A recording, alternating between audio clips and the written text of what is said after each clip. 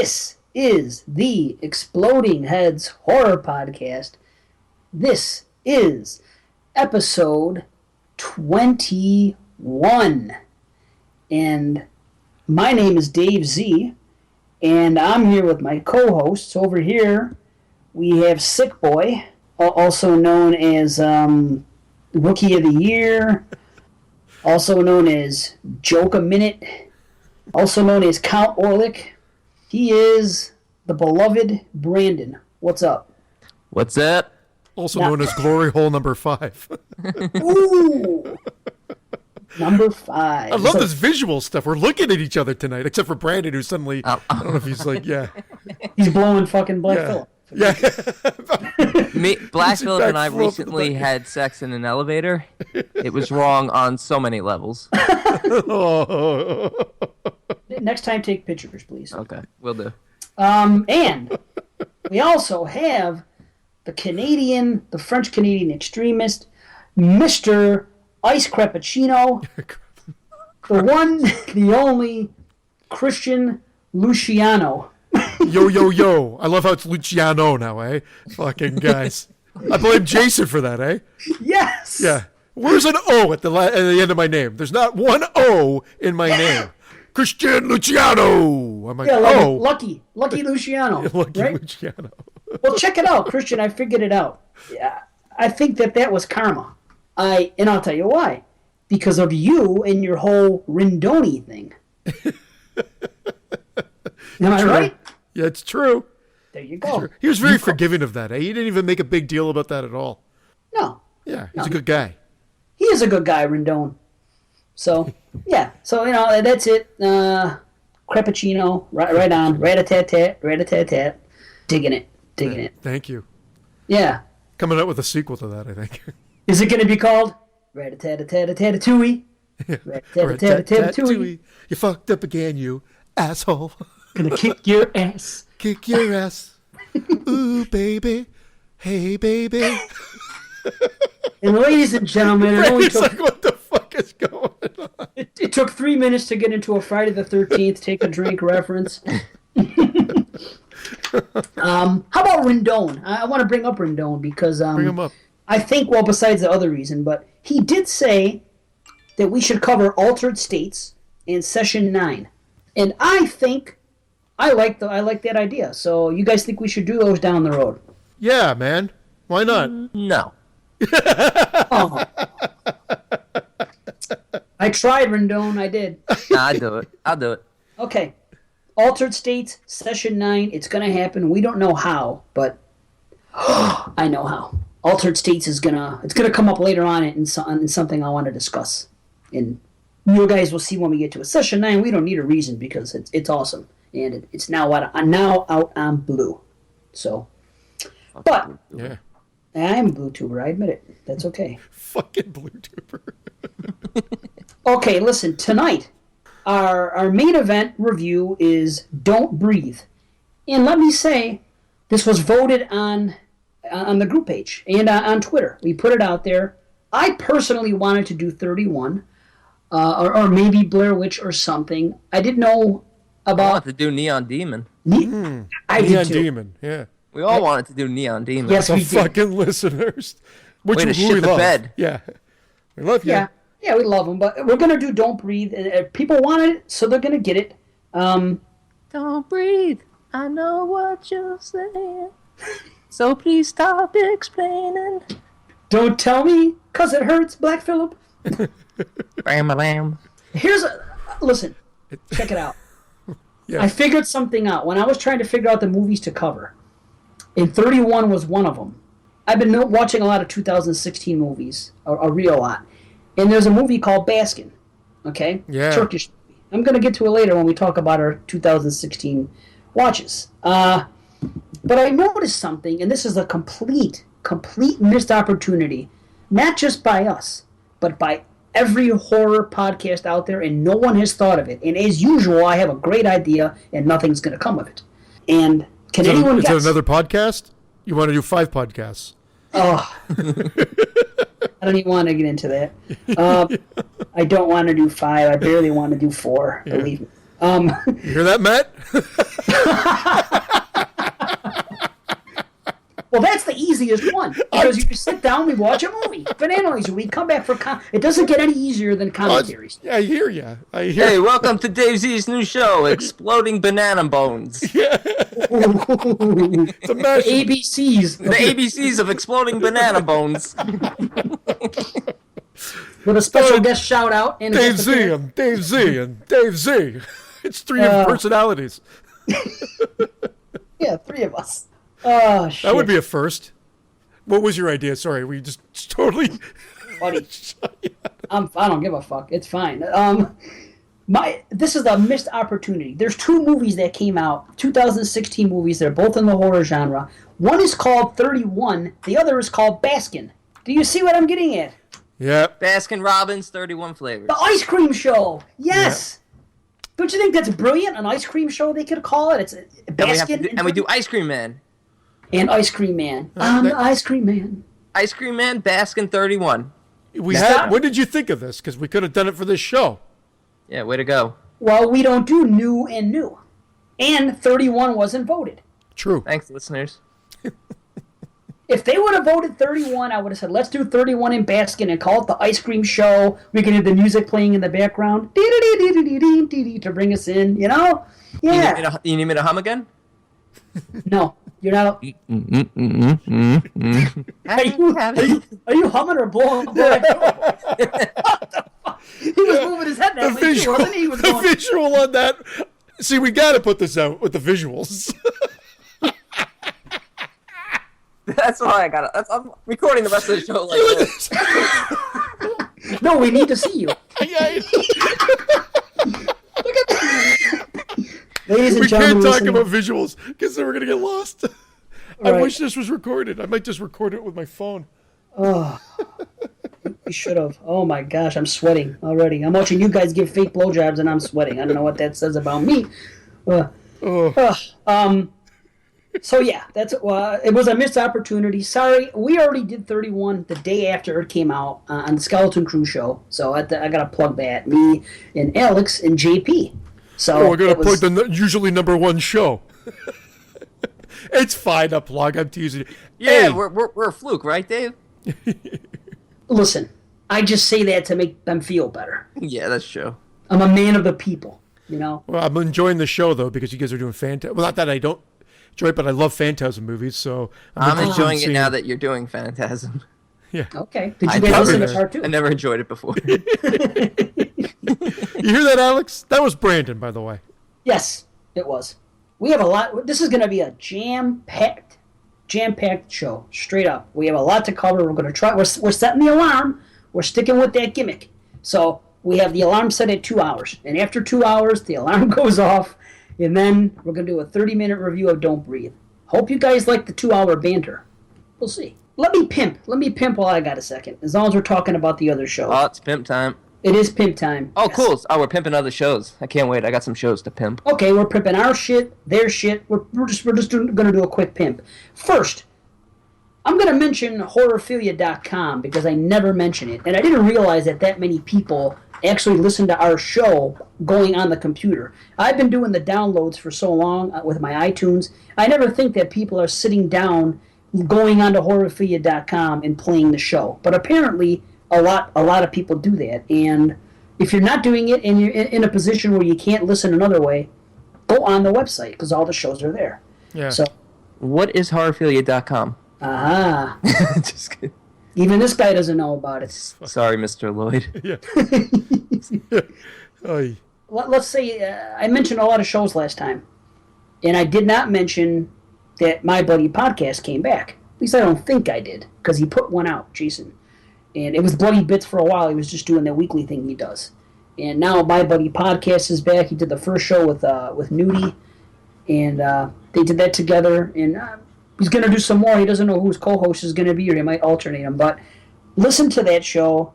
I also want to say, to continue on with the pimping, to listen to, there's a few shows I mentioned, but I forgot to mention a few. So I want to get them out there quick. I want to definitely say that you have to listen to Cinema Psyops. Definitely. Yeah. you got to listen to those guys. So very, very entertaining. They're on my list here. I don't know how I skipped them last time. Either way, listen to them. Didn't you tell us it was intentional after the show? You're like, fuck these guys? No, I feel bad because I remember you were actually feeling horrible. You're like, oh my God, I forgot these guys. Thank you. So I'll throw it out there just so that, that's the legit thing. I'm trying to be nice. Not the story I remember. I think with the visuals here, I'm being a lot more nicer than usual. Court, believe who you want to believe. That's all I'm going to say. But listen to that show. I want to give a quick shout out to the Horror Corridor. Yes. 2 episodes this guy's done. Mr. Watson is the fucking man. Dude, right? Yeah. Holy shit. Not just because of the clickety-clackety and the top of the mops shout-outs. Not because it's just that. No, he could have said he hated us, and I still would have been like, wow, this guy's good. You guys have probably not heard of Alan Cross. Alan Cross, you probably have your version of him down in the States, but he does like the history of new music. And it's like a well-researched show that will take you through like, the onset of alternative, like Pearl Jam and Nirvana, which was actually tonight. I was listening to it, doing dance runs for the girls tonight. He reminds me of Alan Cross, but from a horror standpoint. Like, it's so well articulated and researched and presented. It's funny when Jason Lloyd introduced the show, he says this guy might be too intelligent for the network. and I knew where he's going with it because I was like, wow, man, I wish I was that focused in my thought process because I'm just all over the place. I know that because I edit these fucking things, and I'm like, when I go off on a tangent, sometimes I'm like, well, I didn't even make a point there. Even when you don't go off on tangents, you usually never make it a point. It's just constant dribble. Yeah. But Mr. Watson, man. Whew, Mr. Watson. That's an intelligent guy.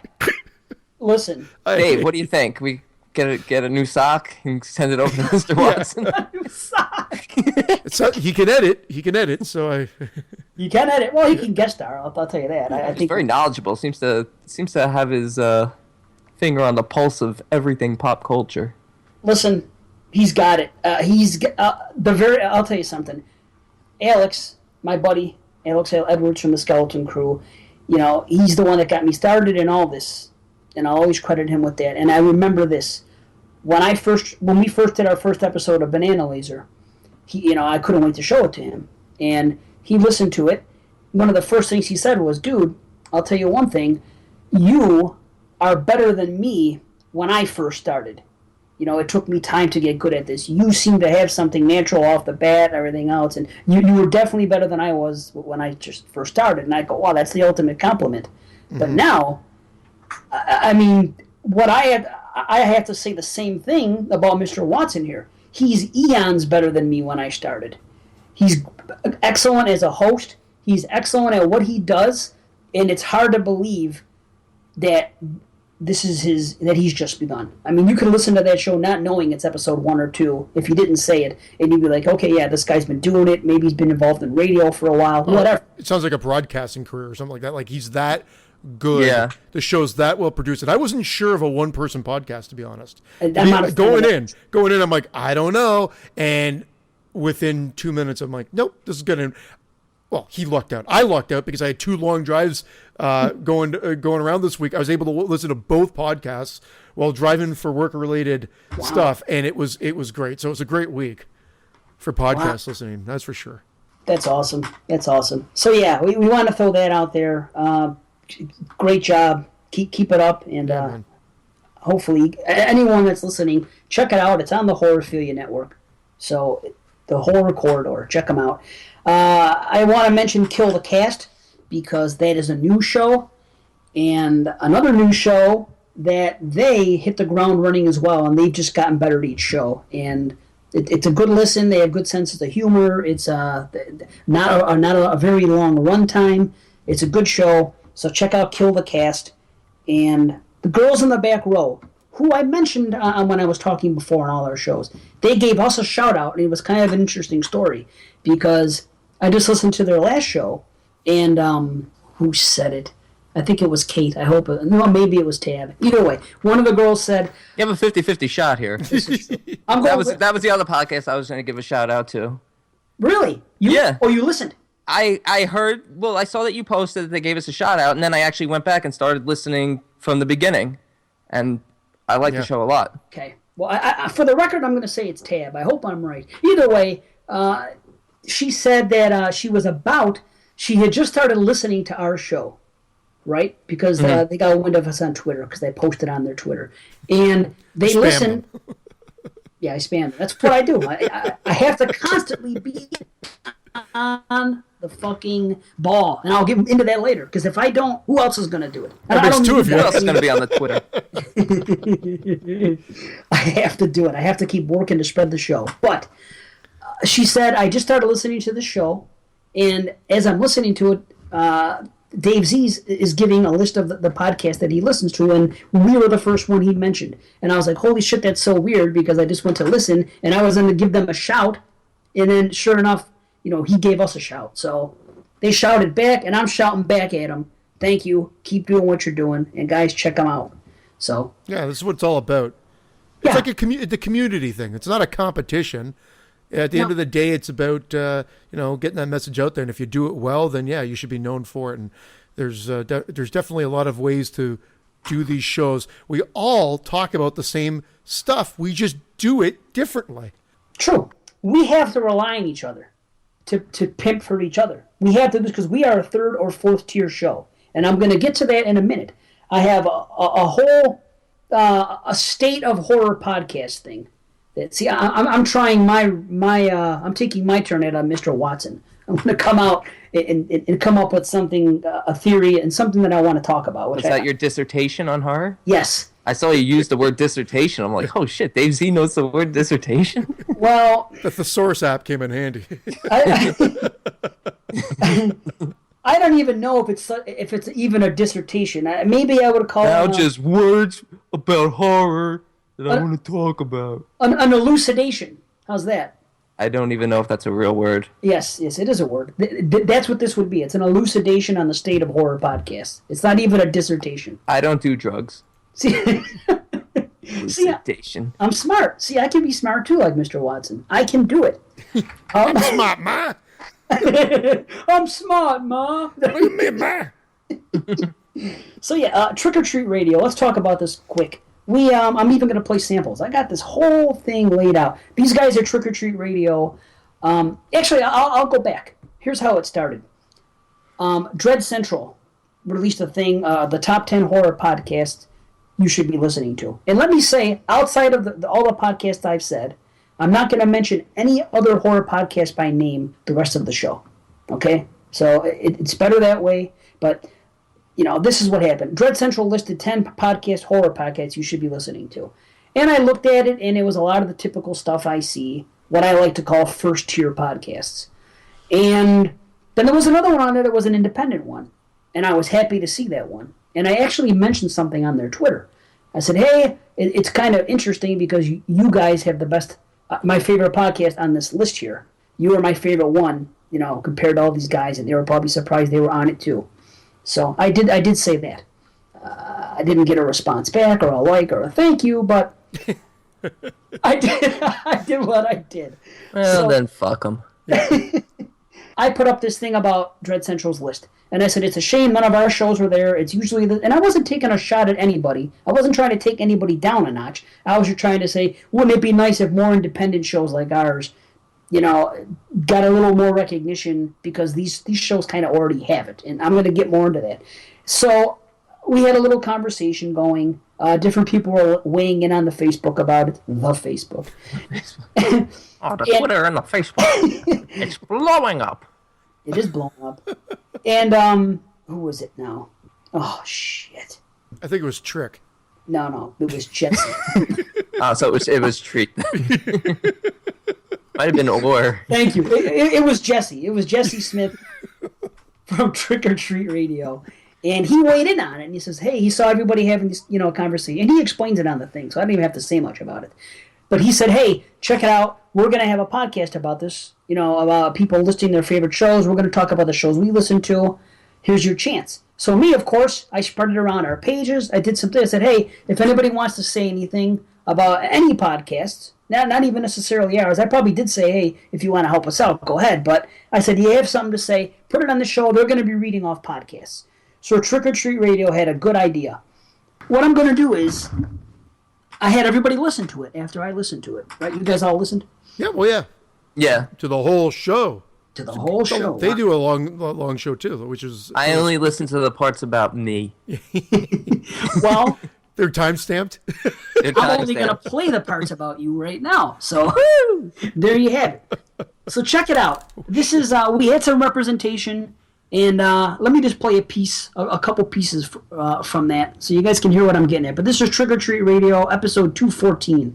This is the first representation we got. Before you get to the top 5, Dynamo, let me read some emails. Yep. This is a quick one. So this is from someone named it came from Switchblade Kiss is the name of the person who sent it. And it says, I'm going to be completely upfront and throw my own podcast into the ring. See? So, hey, that's cool. We are very new, but our Phantasm podcast was a lot of fun to do. Nick, do not listen. Phantasm is in Coscarelli film? Yes. Yeah, dude. The podcast is Kill the Cast. There you It go. looks like you can go to killthecast.podbean.com, and we are also on iTunes and Stitcher. As for my favorites, I have recently really gotten into Exploding Heads podcast. Woohoo! Boosh. Cool. Thanks for writing in. Appreciate I it. need to check that one out. Yeah, so check out Kill the Cast on iTunes and Stitcher. Just some new options for people out there if you want to check out some other stuff. Okay, so that was our first representation. That's our friend Jerry, Kill the Cast. So I sent him his payment through PayPal today. How'd you get a blowjob through PayPal?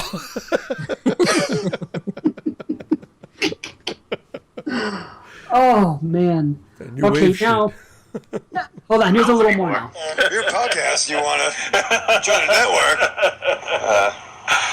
Let me do one more email here. This is...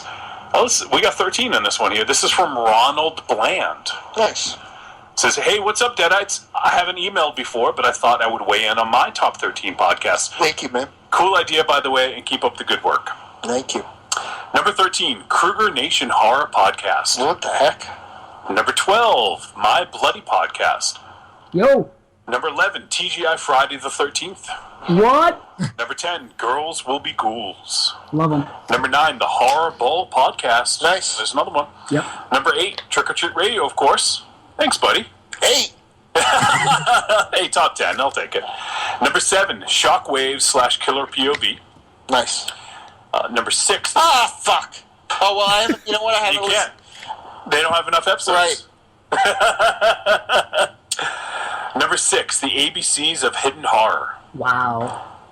Number 5, The Horror Cast. Awesome. Number 4, 22 Shots of Moods and Horror Podcast. I love the podcast, too. Number 3, Banana Laser Podcast. I love how they never believe. Crew Show. Right. I was 90%. This is it. I was 50% sure he made up 90% of these until I got to the Banana Laser podcast. Now I am 100% sure he made up 50% of these. All right, number 1, another person selecting the Exploding Heads Horror Podcast is number 1. Check this shit out. I'm interested. Yeah. To be fair, and this is nothing, nothing. This shouldn't prevent you from checking it out. But I did post specifically on one of the hosts of the Exploding Heads Horror Podcast in a thread that he had started because I guess Dread Central listed their top podcasts, and there was a lot of discussion going on about how a lot of the shows on there shouldn't be on there, or some of the shows haven't put out episodes in a long time and still managed to get on there, and they also put their own podcast on there. So people were kind of dubious of their their list. So I basically let everyone know on Dave Z's thread that we were doing this. So that a lot of people who are Exploding Head Headites. podcast fans wrote into us, which is totally fine. And I love that they have such a I strong think I fan just base. picked my nose on camera. Let's review that camera. Also, just to follow up on this email from Ronald, he says, the 2 best episodes I ever heard are the Skeleton Crew episode 36, the Halloween Awards, and Banana Laser, episode 50, Bananiversary special. Not real. Not real, he They says. both feature the best production and material I've ever heard I'm on a not gonna podcast, look, but including that's the not real. mainstream shows.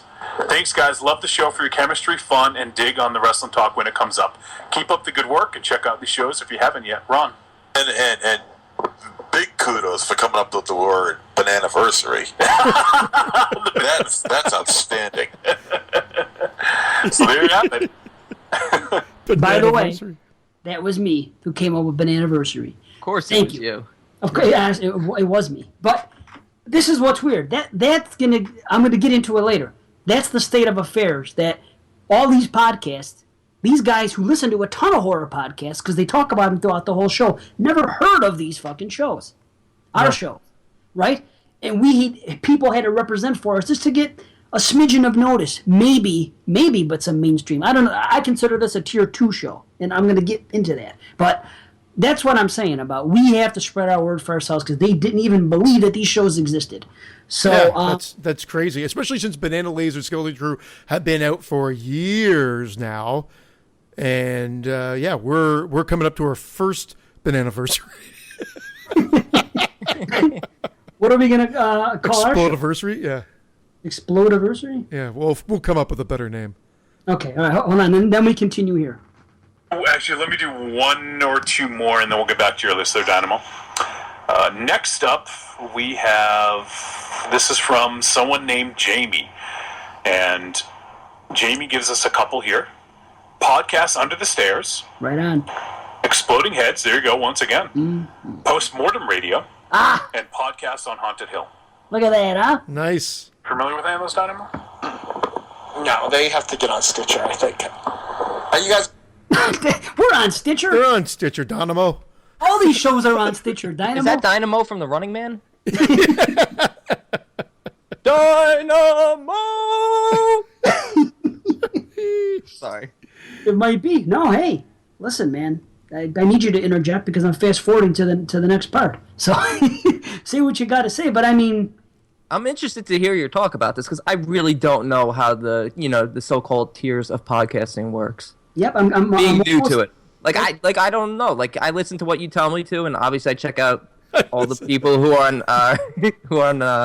Horrorphilia. But other than that, if you don't tell me about a show, I don't know. I don't know what's considered big, what's not. Well, it's just going to be one man's opinion. So it's just my opinion, but I think I have an idea on it because I've tried so many podcasts, and Yeah, absolutely. I get out there, I search, I hear things, because I'm always pimping, I need to know what to do. But hold on, here's we got two more things, and check this out. Not any Aaron we know. No, not DRA. No, not DRA. Aaron says, thought I'd drop a line to show my support for the first show that got me into podcasts.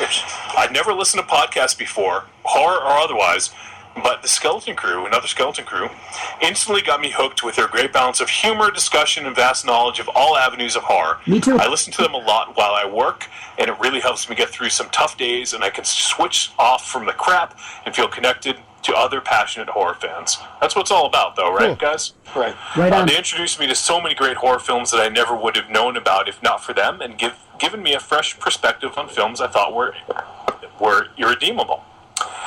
I highly recommend checking them out. They are up to 120 shows now and continue to show their passion and give their time and energy without expecting anything in return from their listeners.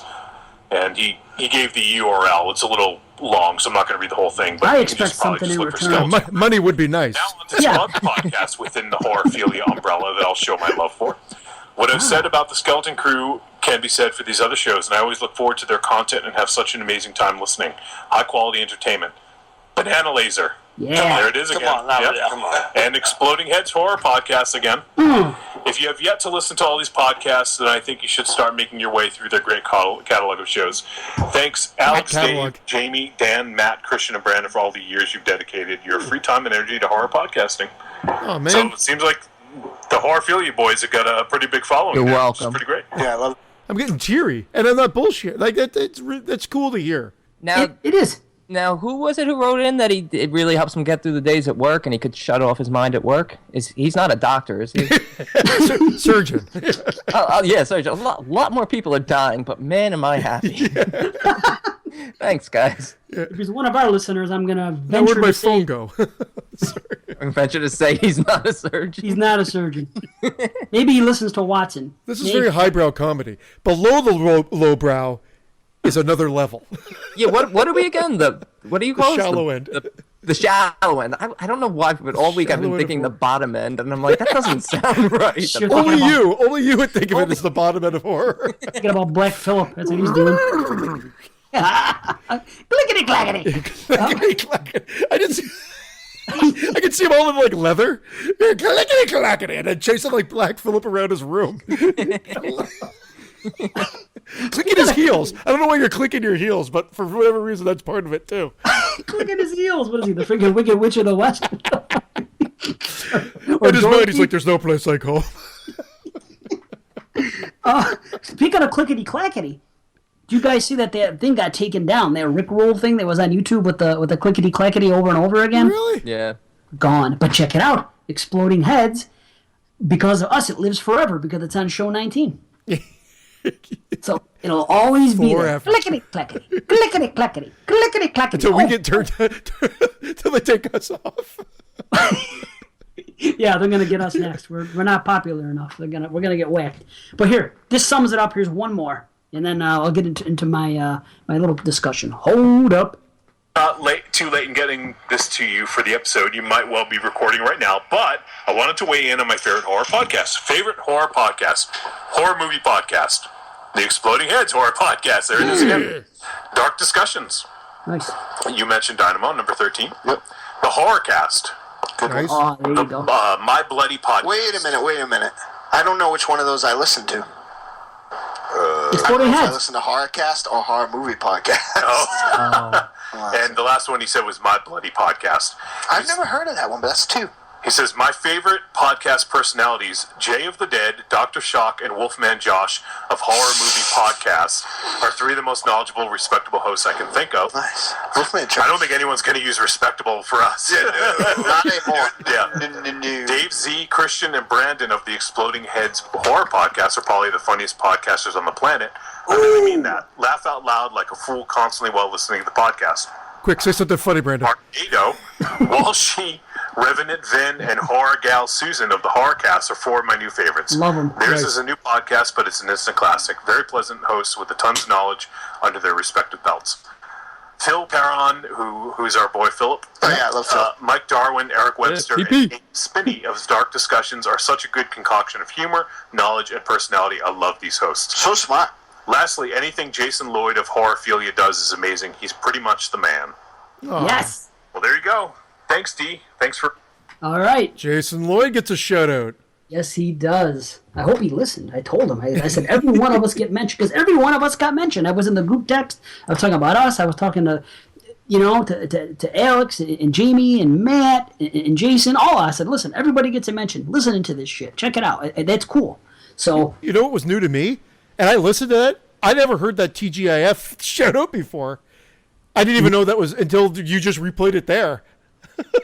It kind of destroyed the credibility of this whole segment. I was like, I set myself up, and if you didn't take it in the ass again, they would have been like, yeah. I would have been disappointed.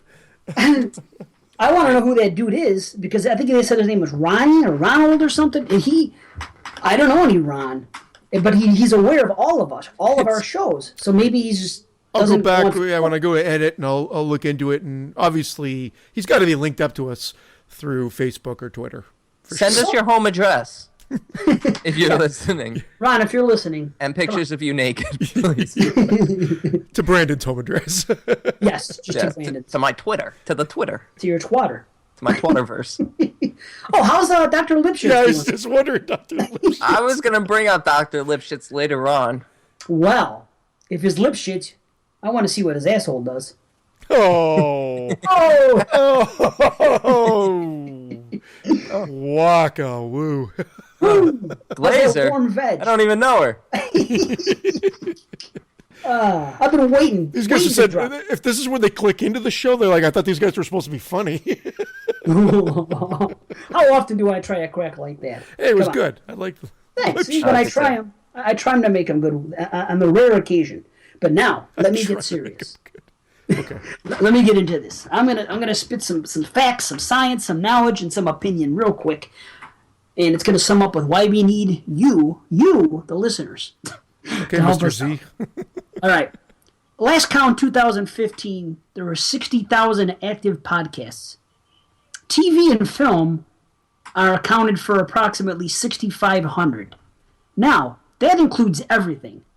TV and film means anybody doing a Walking Dead podcast or a thing about any mainstream thing. So that's a lot. So you got to say our kind of thing, that's even if it's half of that, 3,000 and some change. Then you got to throw in there's a lot of horror fiction shows. If you type in horror podcast, like Google it, and they come up, more than half of them are horror fiction. People listen to them at night, and they hear stories and shit. And that's great, So there's only so much of us to go around.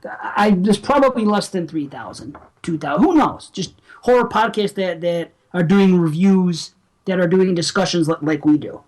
Now, I've come up with a comparison. And this is the best way I could do it. I was thinking about wrestling and how there's different wrestling federations and there's one big one. Okay? Now, I've broken it up into 5 tiers because that's how it kind of is with wrestling, since I'm a wrestling fan. Obviously, you got the big one. You got WWE. High school wrestling. WWE is the biggest. High school wrestling is great, but we can't include that. Please let us be high school wrestling. We're better than that. Yeah, we're better than that. Nothing against high school wrestling. WWE, obviously they're the king.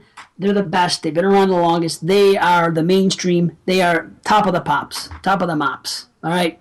That's them. Now, there are some shows that I consider horror podcasts. They are tier 1 WWE type. These are the type, they have a leg up on everybody else for one of 2 reasons. Either they have an amount of fame or exposure because they're already kind of involved, or not kind of, they already are involved in the horror genre in some way, shape, or form. A lot of them they already have websites, they've been around for a while, so they've been operating websites for years. And then a lot of them are writers or authors, or they're involved directly in movie making in some capacity. So most of these shows, the people are all in the same studios.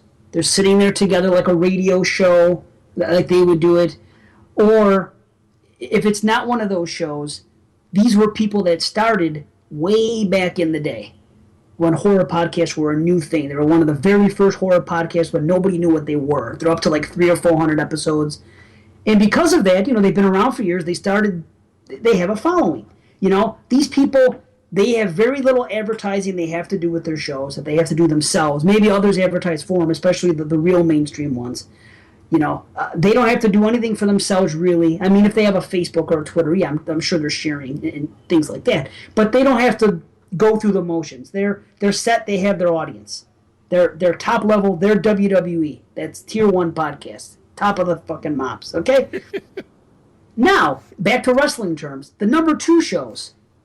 TNA is like the number 2 wrestling company in the United States, okay? Who doesn't love TNA? TNA, or Impact Wrestling now, because they're trying to shy away from that. But, yeah, Impact sounds less... It sounds kind of pornographic itself, actually. Impact, TNA, well, whatever.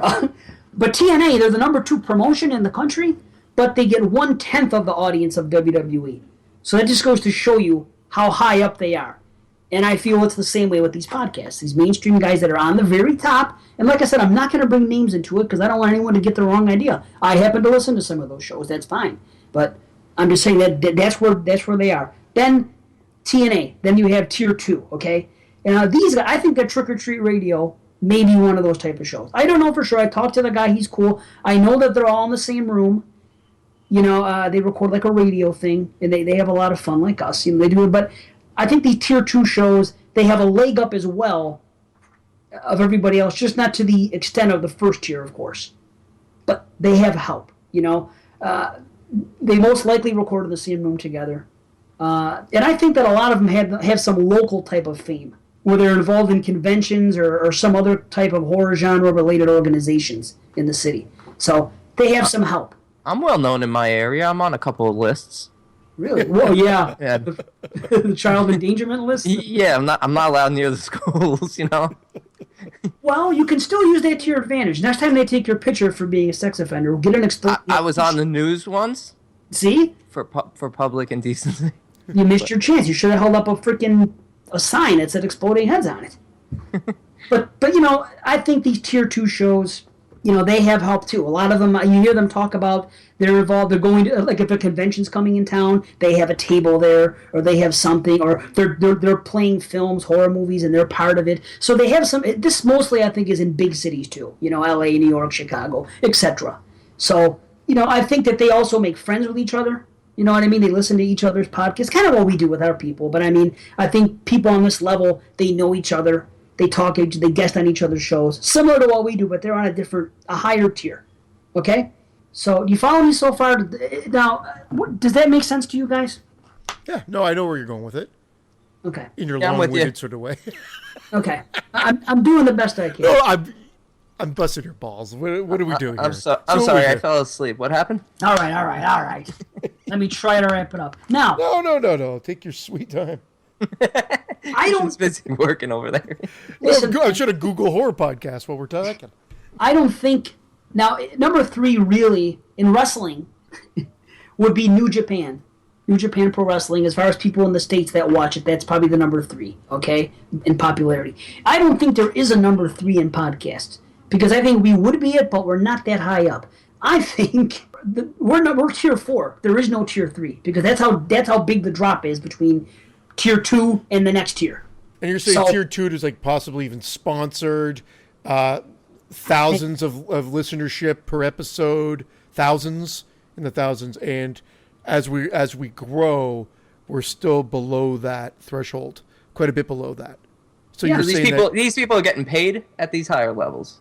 But no. See, that's where you're probably wrong. Some of them might be making enough money to keep the electricity on at the place that they're doing their work. But most of them, This isn't a job, though. it's not a job. But the thing is, they, like the top tier, especially the top tier, because they're already involved in horror, or they have websites. A lot of them have websites. Yeah. Okay, that are already popular, so they can advertise on their website to get the ball rolling. And what they do gets their name out there, and then people in the genre listen. You know what I mean? So it's all benefiting to them because they're networking.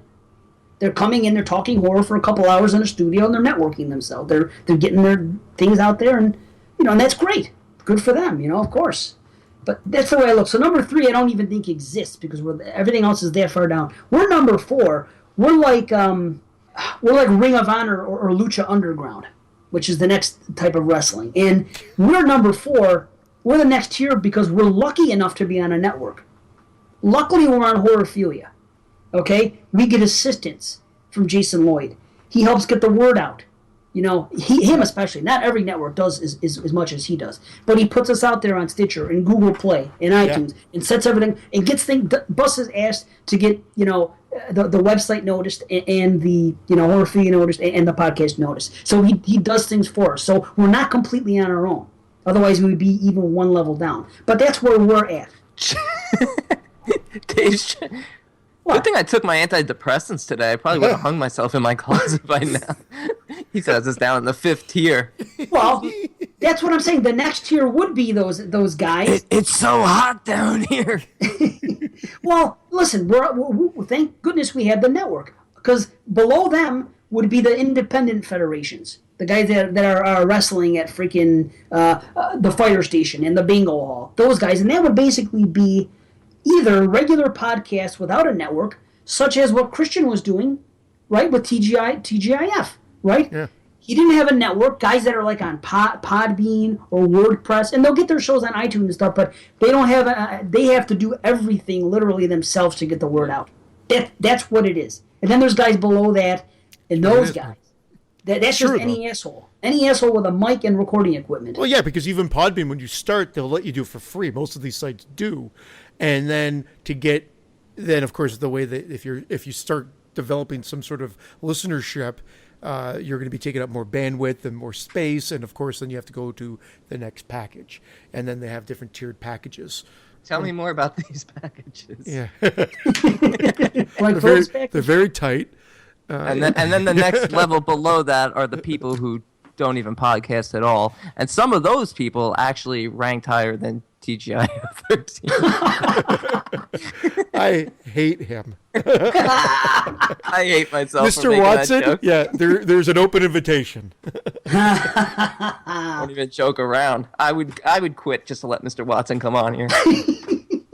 And we won't stop you. Watch out, man. I'm kidding. Ish. But listen, what the point of this is, it was a decent coup, maybe, for us to get heard on Trick or Treat Radio, because people that don't know any of our shows, because you heard the owner, you heard one of the guys on the show, never heard of Banana Laser, thought it was a joke, this and that. We're so far removed from all that stuff, and these guys listen to podcasts. They listen to a lot of Tier 1 and Tier 2 shows, I think. And I think they did mention Horrible, which I like to, and they're an independent like us. They're on Legion. But you know what I'm saying? But they've been around for a while, so they do have a little bit of a leg up. So But how does the bridge get gapped then? the bridge gets gapped by us and people listening to us and our friends having to get the word out, because we don't have any assistance. This is something we have to do. That's why we got to beg for iTunes reviews, because that helps, because iTunes, we get noticed with the more reviews we have. That's why, every day, I don't do much on Facebook. I pulled myself off. I created this new account, but mostly what I do on this new account is straight up networking. It's only talk, discussion in horror podcast groups. I'm on Twitter. I got us to almost 2,000 now. By making the right friends and talking to people and listening to other shows. But I have to work at this. I got to friend people on Facebook. I got to follow them on Twitter. This takes time. And I don't think everyone is doing what I'm doing, like that's on the Horrorphia Network. I don't think they are. I think that right now I take about an hour a day to do it, mostly because I need to focus on something, because I've had a crazy whirlwind year in my personal life. So I'm very much focused on something, and two things: losing weight, which I've been doing, and this. And transitioning. Yeah, we know. Yes. Transition. Yeah, same for the operation. Is it anyone? That's what, Yes. Yes, I'm going to rob a bank. Dog day afternoon. Yeah. Okay. So, to sum it all up, people listening, spread the word, do what you can. Anything you can do, because it's all on us. We're never going to hit the heights of those shows. We'd like to get up to a Tier 2 if we could, but it's going to require a lot of help. And I think people that are listening should be aware of how this works and how we're just doing this because we enjoy it. We're working really hard to become a shitty podcast. That's basically what we want to be Tier 2. Listen. I want to be number 2. We are more entertaining than a lot of those top Tier 1 and Tier 2 shows. That's what bites me in the ass. And I hear people tell me that. They listen to us and like, oh, wow. And I do try to clean it up and not drop as many F-bombs, because I'm trying to, you don't want to turn people off and just sit here and say fuck all day and talk about Brandon's asshole or whatever, just all day long. You can't. There are worse assholes to talk about. Right. I hear you. We got to appeal to a broader audience. But we need help. We need help to do it. And I just think that people should know about this, and people should spread the Horrorphia Network around. And everybody, share it. Listeners, get out there, put it on the Facebook, put it on Twitter. Just when things come up with Facebook, I know, asshole, I know. Just help us out, because we want to keep doing this as long as we can. We want to have fun, we want to get noticed. And maybe we're lucky enough to get a Tier 2, maybe get some out of it. Who knows? It's up to us, and it's up to you guys. So wait, I don't want to be in the same room as Christian when we record, though. Yes, you do. You won't be. No, I don't. Look, that's I'll be in the closet. You'll be transitioning right off the show. Mr. Watson. I mean, Mr. Watson, Dave Z, and Christian. The new exploded heads. Gentlemen, we have a lot of iTunes action now. We have a lot of reviews. So now we're in the 20s. So now we're going to have another drawing. Not now, not today, but we are going to do it. So thank you, everybody. I'm just going to read one because it's funny. And I'm going to type it in here, Exploding Heads, because we're number 1. As soon as you type in Exploding, we're above the barrel still. Yeah. So Fuck you. We now have, we're going to have a drawing again. I said every time we get 10. Now we're at 25. Guys, 5 more and we can do another freaking drawing. So, and the prize winner, Ashley, already got her first, it's already been mailed to her. She's already thanked us. She put a picture on Twitter. Okay? So things are getting out there. We're not freaking shot to you drop. We put shit out there.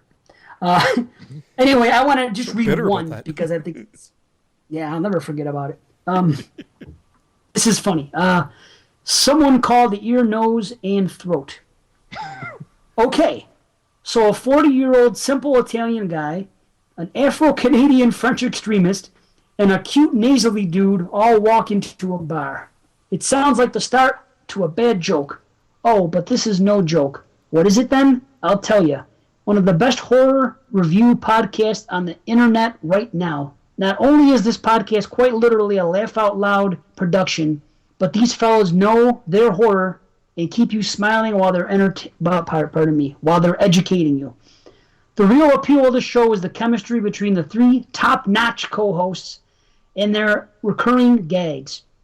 When Brandon isn't cuddling with Black Phillip, he's spouting jokes off faster than Dave Z can say, clickety-clackety.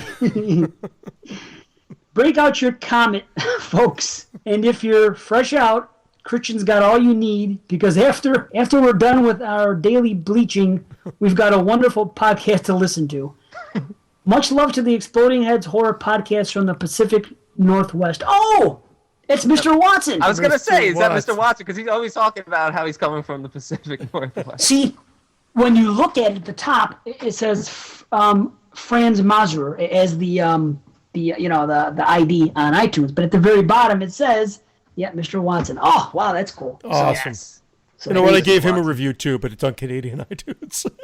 But I'm being serious. Yeah, he has a review. He has one Canadian review.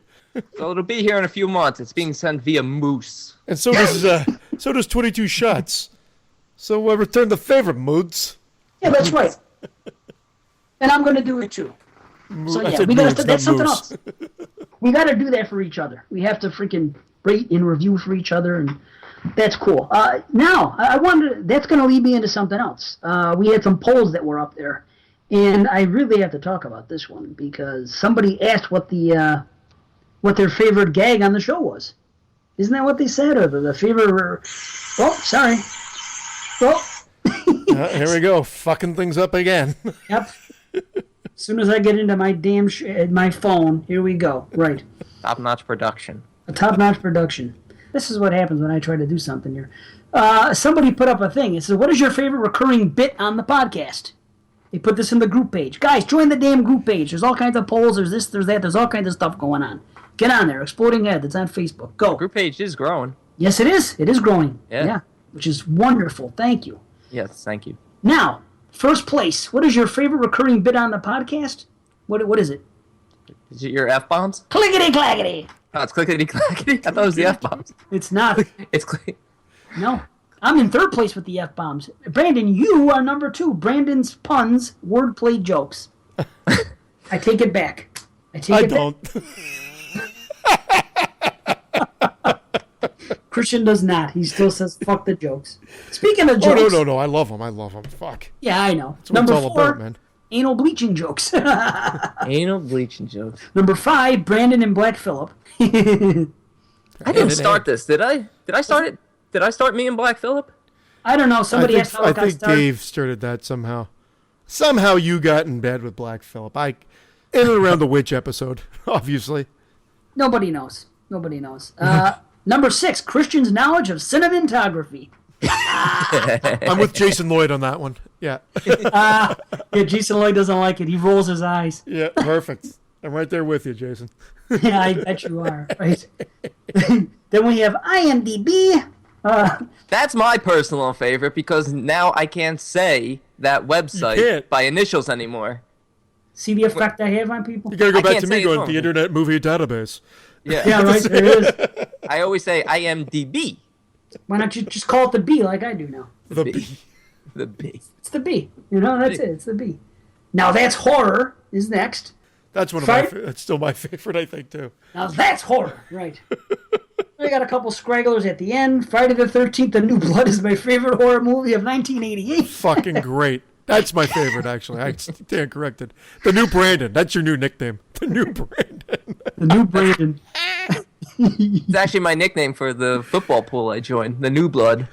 That's me. There's a call out to that in TJF, the newest one where Jason lives. Because I've talked to Vince, I'm like, this guy that I do the show with, Brandon. And then I can't even, of course, every time I start talking about it, I lose my fucking shit. Because he can't believe it. Vince is like, what? He thinks it's the best movie of the year? I'm like, yeah. I can't wait to listen. Oh, shit. Oh, God. See, That's great. Then we have Christian apologizing. Gotta have I love done it. it yet today? I was supposed to take that challenge on this episode. Well, you haven't forget. done it, so the challenge is officially on. Perfect. Because I've been talking so much, so you just haven't had enough airtime. You're welcome. Yeah. To the listeners? They're getting sick of my ass, right? No, the listeners are like, thank you. I hope. I don't know. I hope I'm not boring. No, you're fine. Plus, I already know what I'm editing out. Oh, no. Keep it going. No, warts and all. Come on.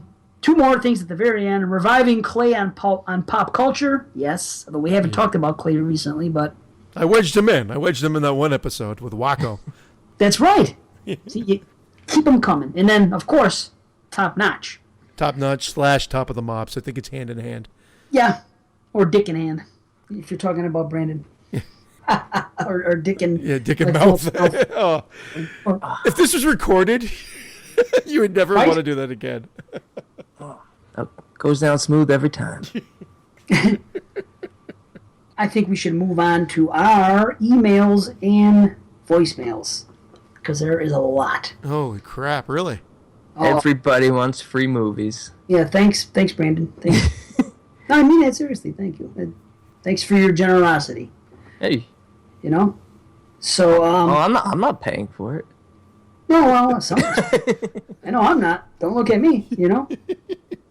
But yeah, the phone lines are jammed up over here. You know, we got stuff going on. Thank you, everybody. I'm gonna try to do this in order. Oh, you know what? Before we do that, we have to. I think we owe it to Derek B to answer his question before we do anything, because it is a cliffhanger. So everybody's getting nervous now. They're like, oh shit, what's the question? What it is? Do you guys remember the question? I do. I even wrote my answer down. Okay, so the question was, we had to come up with a slasher, right? A slasher movie and a killer, a mask, a cast, and a signature kill or a signature weapon, right? Yeah. Okay. Well, Brandon, go ahead. You see, All right. you got it. There's a few things in mine that are. Mine's not really about the mask, and I didn't come up with a cast. But What the hell? So you didn't answer the question No. at all? no. He's gonna talk about a kill. Listen to this and tell me Shutty this to does the not have ass. a great setting and great kills. Hope you don't steal my setting. Go. Okay. The name of the film is either called Death Press or Killer Lunk. Lunk? Killer Lunk. What's You a- know, like Lunk Alert from the gyms, from the Planet Fitness commercials. Oh. It's set in a gym or athletic club, and it's about a bodybuilder who's training wearing an altitude mask. You ever see those altitude masks? They make you look like Bane almost. They deprive you of oxygen while you're training. It's supposed to pretty cool, increase your actually. lung capacity. So that's the mask. And Okay. basically the setup of the movie is he gets a bad steroid injection and goes on a violent roid rage massacre. It's nice and simple. I like it, man. It's simple, but the setting in the club, his weapon is every piece of gym equipment he can get his hands on. First of all, the cover art is him doing bench press, and instead of weights on the side, there's severed heads on the side. Ooh. Beautiful. Right? Yeah. Okay, Beautiful. so You should just use his bare hands to do everything. no, he's a monster. You got to get like a Nathan Jones type. Yeah. Like somebody 6'11", massive, and it might even work with somebody like him because he's in his 40s, so he's older. So he might be like, okay, I got to stay ahead with these younger kids competing, so I'm gonna try this new steroid. And some of the kills that I came up with, like a weight plate discus decapitation, Wow. a like it. treadmill face melt. Ooh. Oh. Push his head into the, Push his head the belt. into the belt while the treadmill's up at like 15, Beautiful. 16 miles an hour. The face is just melting up. That's actually my signature kill. Awesome. barbell javelin. I see that you dish. The barbell awesome. javelin kill will be in there. And I also thought they could take it to the different settings, like the pool setting, because I would love to see a diving board. Not a diving board. Let me say a diving board, but a platform, not a springboard. A platform diving board power bomb. Where Wow. you just hear just a body just crunch. And just the main kill, the first kill, is just a massacre scene before you get down to the main group of antagonists who are going to be 3 friends, 2 boys, 1 girl, who are on a trial membership. They're real skinny and lanky and nerdy. They're on their trial membership there. They had a 1-week trial pass, so that'll be the little bit of humor that's thrown in there. And they have to outsmart and outwit and defeat this roided out monster. Very like good. a new like high tech gym too, like all high tech security and like everything's modernized. Yeah, and the lights go out like Yeah. so they get stuck in there or something. The power goes out. Very cool. You Right? redeemed yourself by making it a kick ass everything.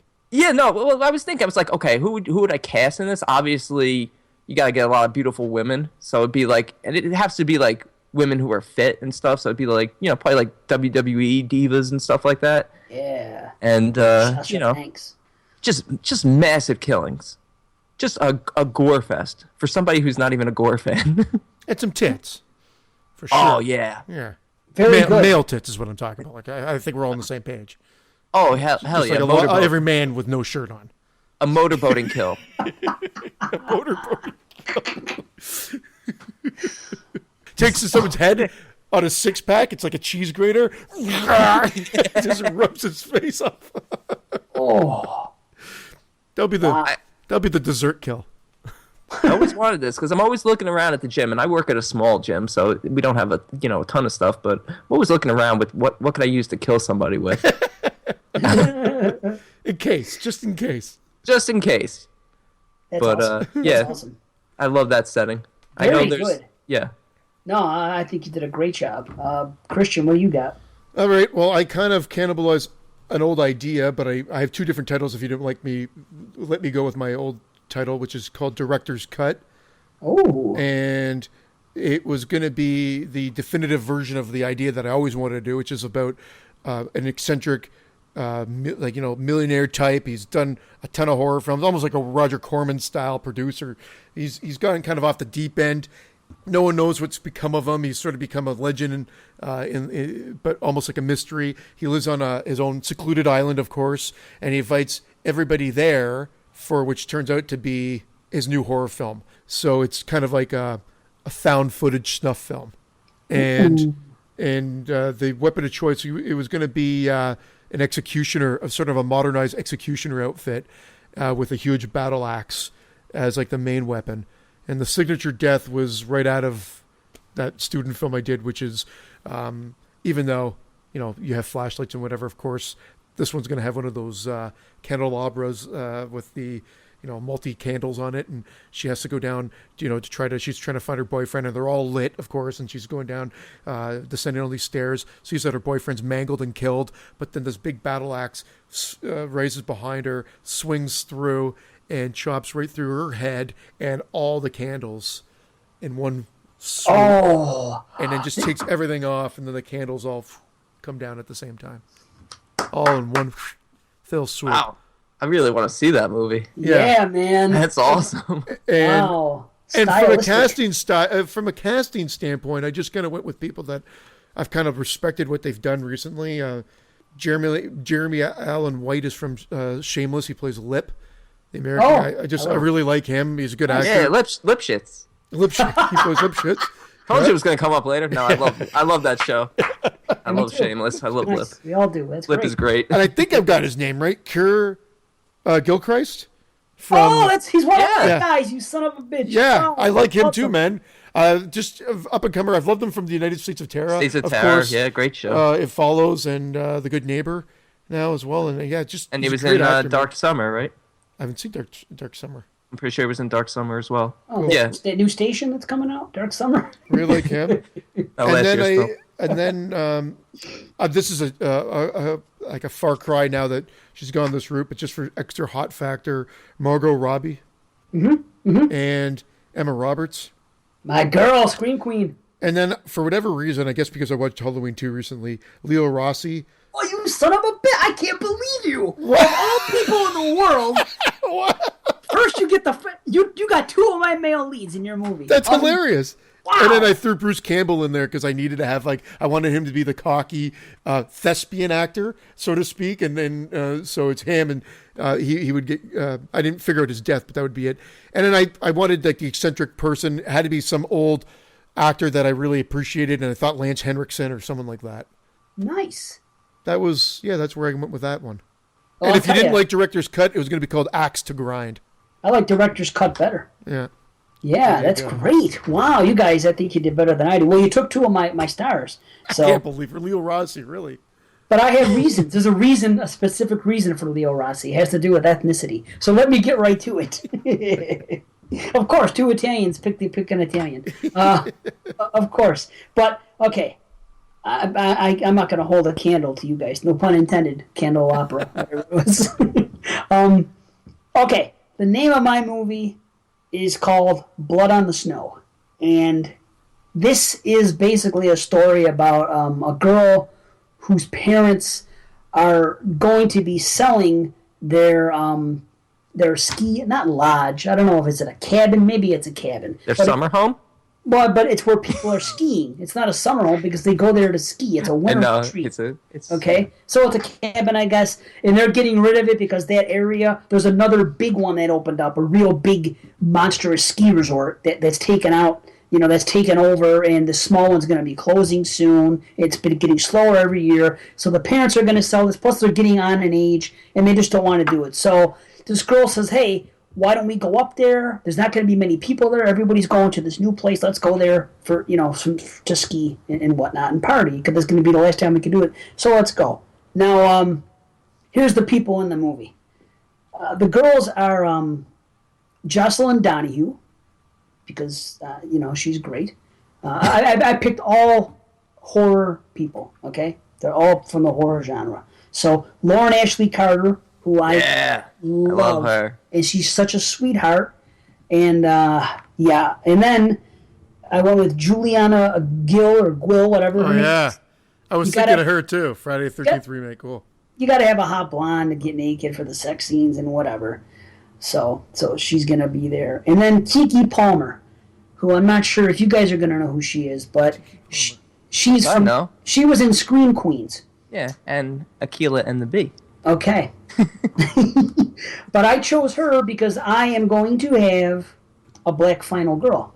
Finally. Final girl in a slasher is going to be a black girl. And that's my girl right there, Keke. I'm having a black final goat. I like the juxtaposition of the black final girl with the white snow.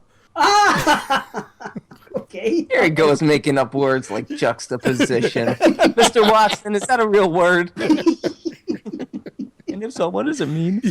Oh, shit. Okay, now let me get to my men here. Oh, God. Can you just get back to your question instead of answering Derek's question instead of talking about your men? I want to talk about my men. I have one for every day of the week. Jeremy Sisto, who I always love seeing in a movie. He's great, John Fury, I have to go with my man from Friday 2. Got to put him in there. Keira Gilchrist, the same guy you chose. Nice. Because I want him to have the same exact role that he had in It Follows. Play that kind of guy, because you need a guy like that in your slasher, And then Leo Rossi, of all people. I fucking can't believe that. Well, this is why I chose him. Because I needed an Italian guy to be in a slasher film, because the Italian guy is going to be the black girl's boyfriend. Because that's what he's like pushing 70, though. This is timeless. 70. No. Oh, you got Leo Rossi from 1980. Yeah, of course. 81 Leo Rossi. You got Bud from Halloween 2. Yes, I got Bud. Oh. Right. He was the best I could do. I couldn't think of an Italian. I was going to select... I couldn't think of an Italian. No, there is no... I'm telling you. Pacino. No, De Niro. It's got to be a... Mario, Luigi, and Leo Rossi. That's the three that came to mind. I'm staying in the genre, for Christ's sake. And Princess Peach. I don't know why I'm challenging you. I picked the same guy. Oh my God, you picked Leo Rossi. He's Holy 7. Why is he having sex with a 20-year-old black girl? What the hell is this? He's Italian. Anyway. Ah, he's using Kiki Palmer from Aquila and the Bee when she was like 13. Oh, shit. So, Leo, seriously, there are no Italian guys in horror movies. He was the one. And I was thinking, there was one guy I thought of right away. Turns out he's Jewish. He played an Italian guy because he played a good one. Andrew Dice Clay? Oh, yeah, Clay. No, it's Mario Lipschitz? nope. Mario Lipschitz. The Burning. That guy in The Burning that gets all pissed off at the girl that goes away. What do you think she's going to... Remember he's making out with the girl? Oh, and yeah. He comes in like 2 seconds? Yeah. Oh, is that no? Is that No, the same that's guy? Glazer the bully. No, Glazer. this is the guy... Remember he gets mad at the girl? Yeah. Yeah, He's like, in a "Ah!" ton of movies now. He's plays lawyers and everything. Like, I can't think of his name. But yes, I know who you're talking about. Well, I forgot what his name was, but I thought he was an Italian. He seems to be portrayed as an Italian, the way he talks, everything else. So that guy's perfect, you know? But it turns out I looked him up, and he's a Jewish guy. So, Well, he thought he was doing a movie about the Holocaust. The Burning. Oh, wow. You. Wow. Oh. Too soon? Well, that's the show-stopping joke. I want to thank the listeners who just signed off. Leo Rossi. All right? Okay. So there's my cast.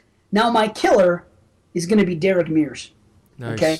Yeah, he's my killer. Just Derek Mears, or is he playing a character? He's playing a character. I don't know what his name's going to be, but... Maybe Eric Schmears. Okay, we'll go with that. Eric Schmears. He's in the cold. He lives in the cold with his mother in that area because it's an old broken down place, and he's there. Now, he doesn't have a mask. He has something else. He has a picture of a black winter hat. You know how you wear in our winter hat? And you know, did you ever wear a hat with like one of those things you can pull down? Like, you know how a winter hat looks? It's got that part that's curled up on the top. You know, do you ever pull that part down in front of your face? Yes. You know, Yes. so basically, he just has a black freaking winter hat pulled down over his face, so just like maybe his mouth is showing, and that's Like it. that guy from Fat Albert. Yeah, okay, yeah. Mushmouth or Dumb Donald, right? Yeah, because it's going to be real simple. It is unique. Yeah, he's just, you know, he's going to have a big head, he's going to be a mongoloid, he's going to be all fucked up, you know. Is he going to wear goggles? Ski goggles? Nah, I don't want goggles on him. I just... Well, how's he Now, going is to he- have the is eyes he- cut out? Is he One white? eye is cut out. One eye eye. is cut out with a slit, Oh. like Sackhead style. I want a black final girl in a slasher. Damn it! It never gets done. People wouldn't see it coming. That would be great. Hey, it's a not even visual gonna, show. It's not even going to be her parents that own the house. Usually, you know how those stories unfold. It's going to be her as the final girl. It's going to be set up so someone else is the lead, but she's going to end up being the final girl. Bam. So now here's my kills. Good. This guy doesn't have anything. He's just this animal in the woods, right? So the first guy he kills, it's going to be a guy snowboarding by himself. He's going to go out by himself, do his thing. Maybe he gets into a fight with his chick. He goes out by himself. So he's snowboarding. This guy, the killer, is going to jump out and like trip him up as he's going down the hill. Then the guy's going to get up and look. Now, the guy's face down, you know, so his face and his stomach are on the ground. The killer is going to grab his snowboard. And you know how if you're locked in a snowboard, you can't just get out that easy. You got to unhook the thing. So the killer's going to grab the snowboard, right, and pick it up and snap his fucking legs from behind at both of his knees. Right? Nice. And now I'm going to go a step further. He's going to rip it off so they're broken. So now this guy, the killer, is going to be holding a freaking snowboard with two legs dangling from it, right? Then he's going to roll the guy over. He's going to pick up the end. It doesn't matter which end because snowboards are the same on both ends. The guy's going to be screaming. He's going to hold up the board, and he's going to come right down in his mouth. So half of his head gets chopped off and rolls away. And that's how he's going to kill people. Eventually, he's going to sharpen that thing, put something in the end. He's going to be killing people with the snowboard. But, you know, he's going to do all kinds of crazy stuff. What are those things that people use when they ski? Like they hold them on the side for their balance when they're on skis? Ski poles? Yeah. Ski poles. So he's going to be grabbing people's ski poles, putting them through the eye, putting them in the ear, in the nostrils, everything else. Just going to be using what he can. You know, His nose and the throat. everything. Yeah, The ear, ears. nose, yes. He doesn't throat. Somebody better call the ENT guy. Call Dr. Lipschitz. Dr. Lipschitz. So that's what I got. I like it. I think we all did pretty good. I think you could Your change tagline could be the Bored or title Die. to the Snowy Hills Have Eyes. Sorry. Blood on the Snow. Perfect. Maybe No, I like Kills us. people always say that. They say we want to see Jason in the snow. We want to see blood on the snow. That's where I thought of it. Of course, it's very Jason derived. Of course, coming from me. It's Have you ever going to- seen a ship reader slasher called Iced? Yeah, Horrible. yeah.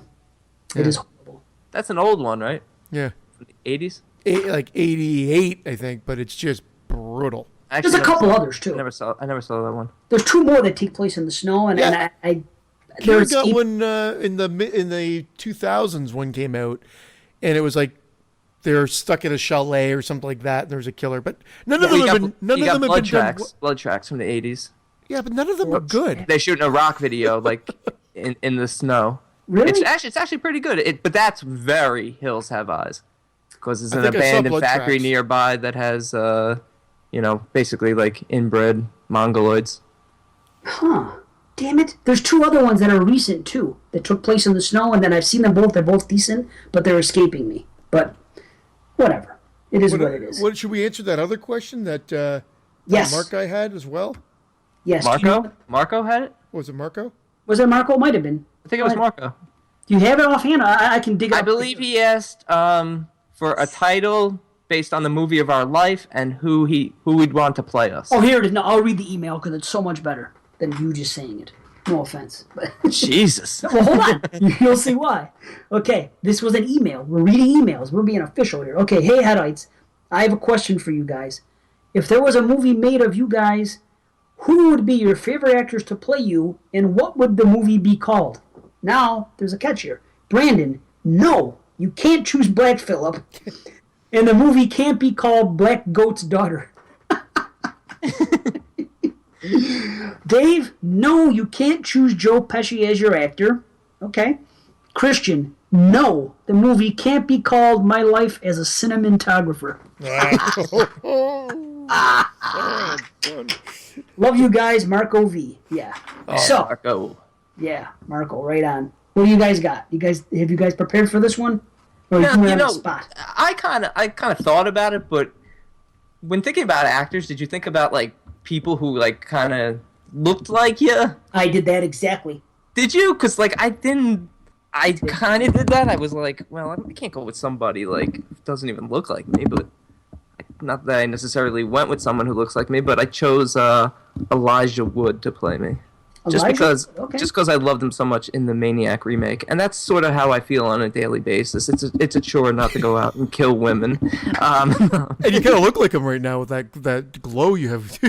Look at him. He looks like the Maniac poster right now. He does. Look, watch out, guys. Um, Don't mess around with Brandon.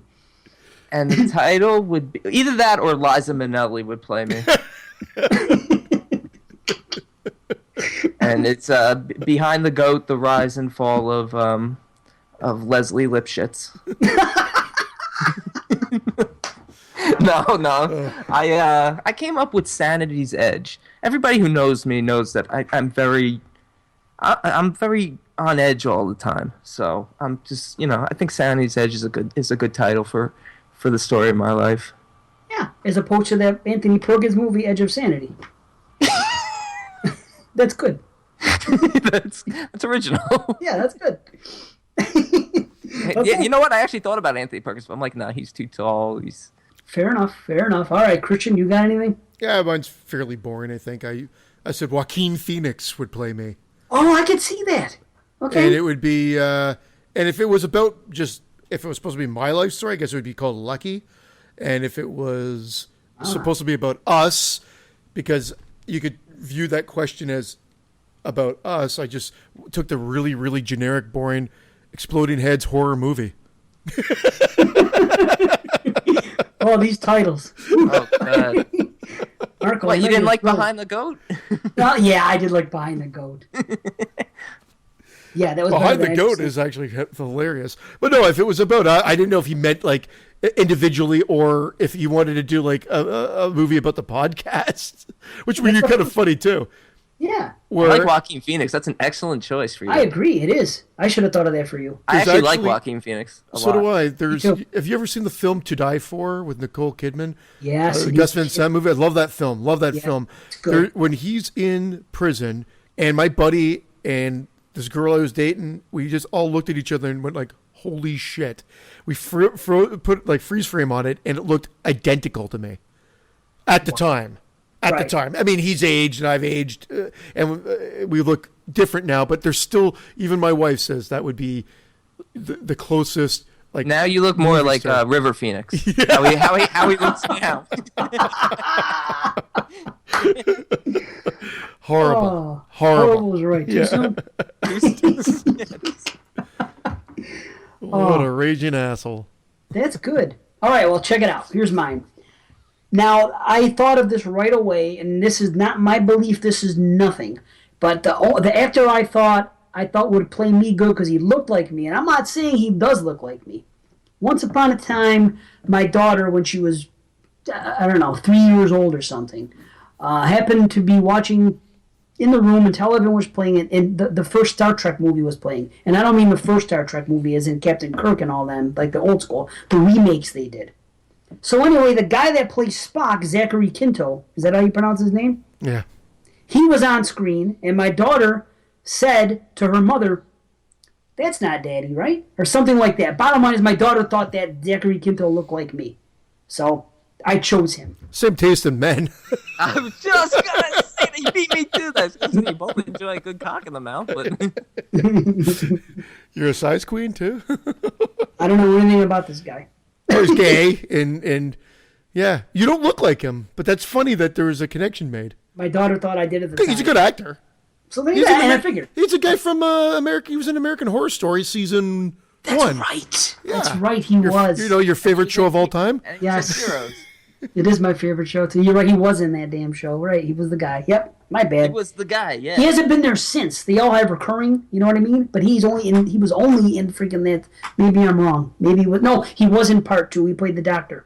Shit. Either way, my bad. I'm an idiot. Zachary Quinto. Fine. I chose Guys for You too. How's that? Because it's a movie about the exploding head. It's about us. Now, Brandon, it's a repeater. I chose that guy that you chose before from It Follows. What's his name? Oh, Cure Gilchrist. Keir Gilchrist? Yeah, I can see Brandon being played by that guy for some reason. Yeah, It- actually. Yeah, I get to fuck Micah Monroe. Yeah, maybe. Yeah. And Christian, I chose Albert Brooks for you. Albert Brooks.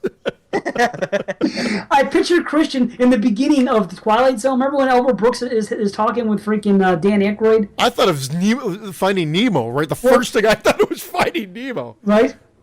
You kind of sound like him a little bit. Albert Finding Brooks. Nemo. Yeah, what's his name in Finding Nemo? The father? Well, whatever. Marvin. Marvin? That's his name? The Marvin, clownfish? the clownfish. Either way, I chose you to be Albert Brooks. Okay. And him to be the kid from It Follows, and I'm Zachary Quinto. And my title is House of 1,000 Exploding Heads. So, Beautiful. that's all I got. I thought that'd be cool. 1,000 exploding heads in one house? Shit, man, that's pretty badass. And we're in the middle of it all? We're giving those heads. Yeah, we're giving the heads. That I too. thought we would become, like, now that you've talked about tiers, I'll put that into the script too. I thought the idea would be that our podcast actually got to tier 1. And we were invited to go to like a horror convention and do our shtick in front of a big group. And what ends up happening is shit starts manifesting, and then we got to use people, like either everybody goes crazy, and of course then there's already horror icons there, like we can pull Bruce Campbell up, you can have Ari Lehman, you know, you have Wow.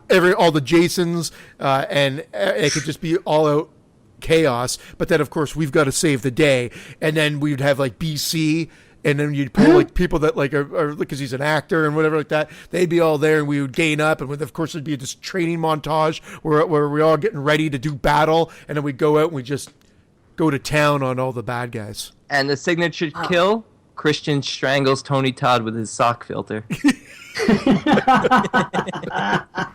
Just snaps his fucking neck. With $50 his arm. fucking for an autograph. Hey, Robert Englund's now 80. Yeah. How about in the end, though, Christian dies. Clive Barker gets a hold of him and strangles him to death. And then signs Signs his me. dead body and puts it on eBay. Yeah, his head. He signs his head, cuts his head off. Cuts his head off. Clive Barker written on his forehead. No, you know what? That'd be how about I do die, but then I go to hell because of all the shit I've done, and of course I meet Pinhead, and then I wrangle him back up to come help us save the day. Holy shit. Fuck, I want to see this movie too. Right? Hollywood, are you listening? We don't Wow. need Hollywood. Let's Exploded Heads horror movie. I know, right? The best way to, the best title, the most basic thing. Oh, shit. That's awesome. Well, I'll tell you what. I have a lot of time on my hands. What? What's that? I have a lot of time. I'm thinking of this shit when I'm walking the dog. I was thinking of that question. I'm like, that's a pretty good question. But then my mind just starts reeling into where could you go with it and make it work. He's in hell talking to Pinhead. Yeah. He's actually having the conversation. You're suffering with Pinhead. Forget the suffer. Come with me. The dog's looking at him funny. I just want to walk, you motherfucker. Anyway, sorry, Oh. Dave. You're about to say something. You're supposed to. Oh, you're not sorry. Stop. You Oh! lost. Ah, you Bitch. fucked it up. I fucked it up. There we go. Sorry, BC. I lose. Oh, well, Not speaking yet. of BC, Sorry, BC. I got BC right here. He left us a message. Okay. Oh, And this is a quick one. He's basically making Christian funny. So hold on. You'll be happy about this. Wow. How does he do that? Ew. Pay attention, That's Dave. skill. Okay, Pay yeah, attention. listen. Mouth to ass, never ass to mouth.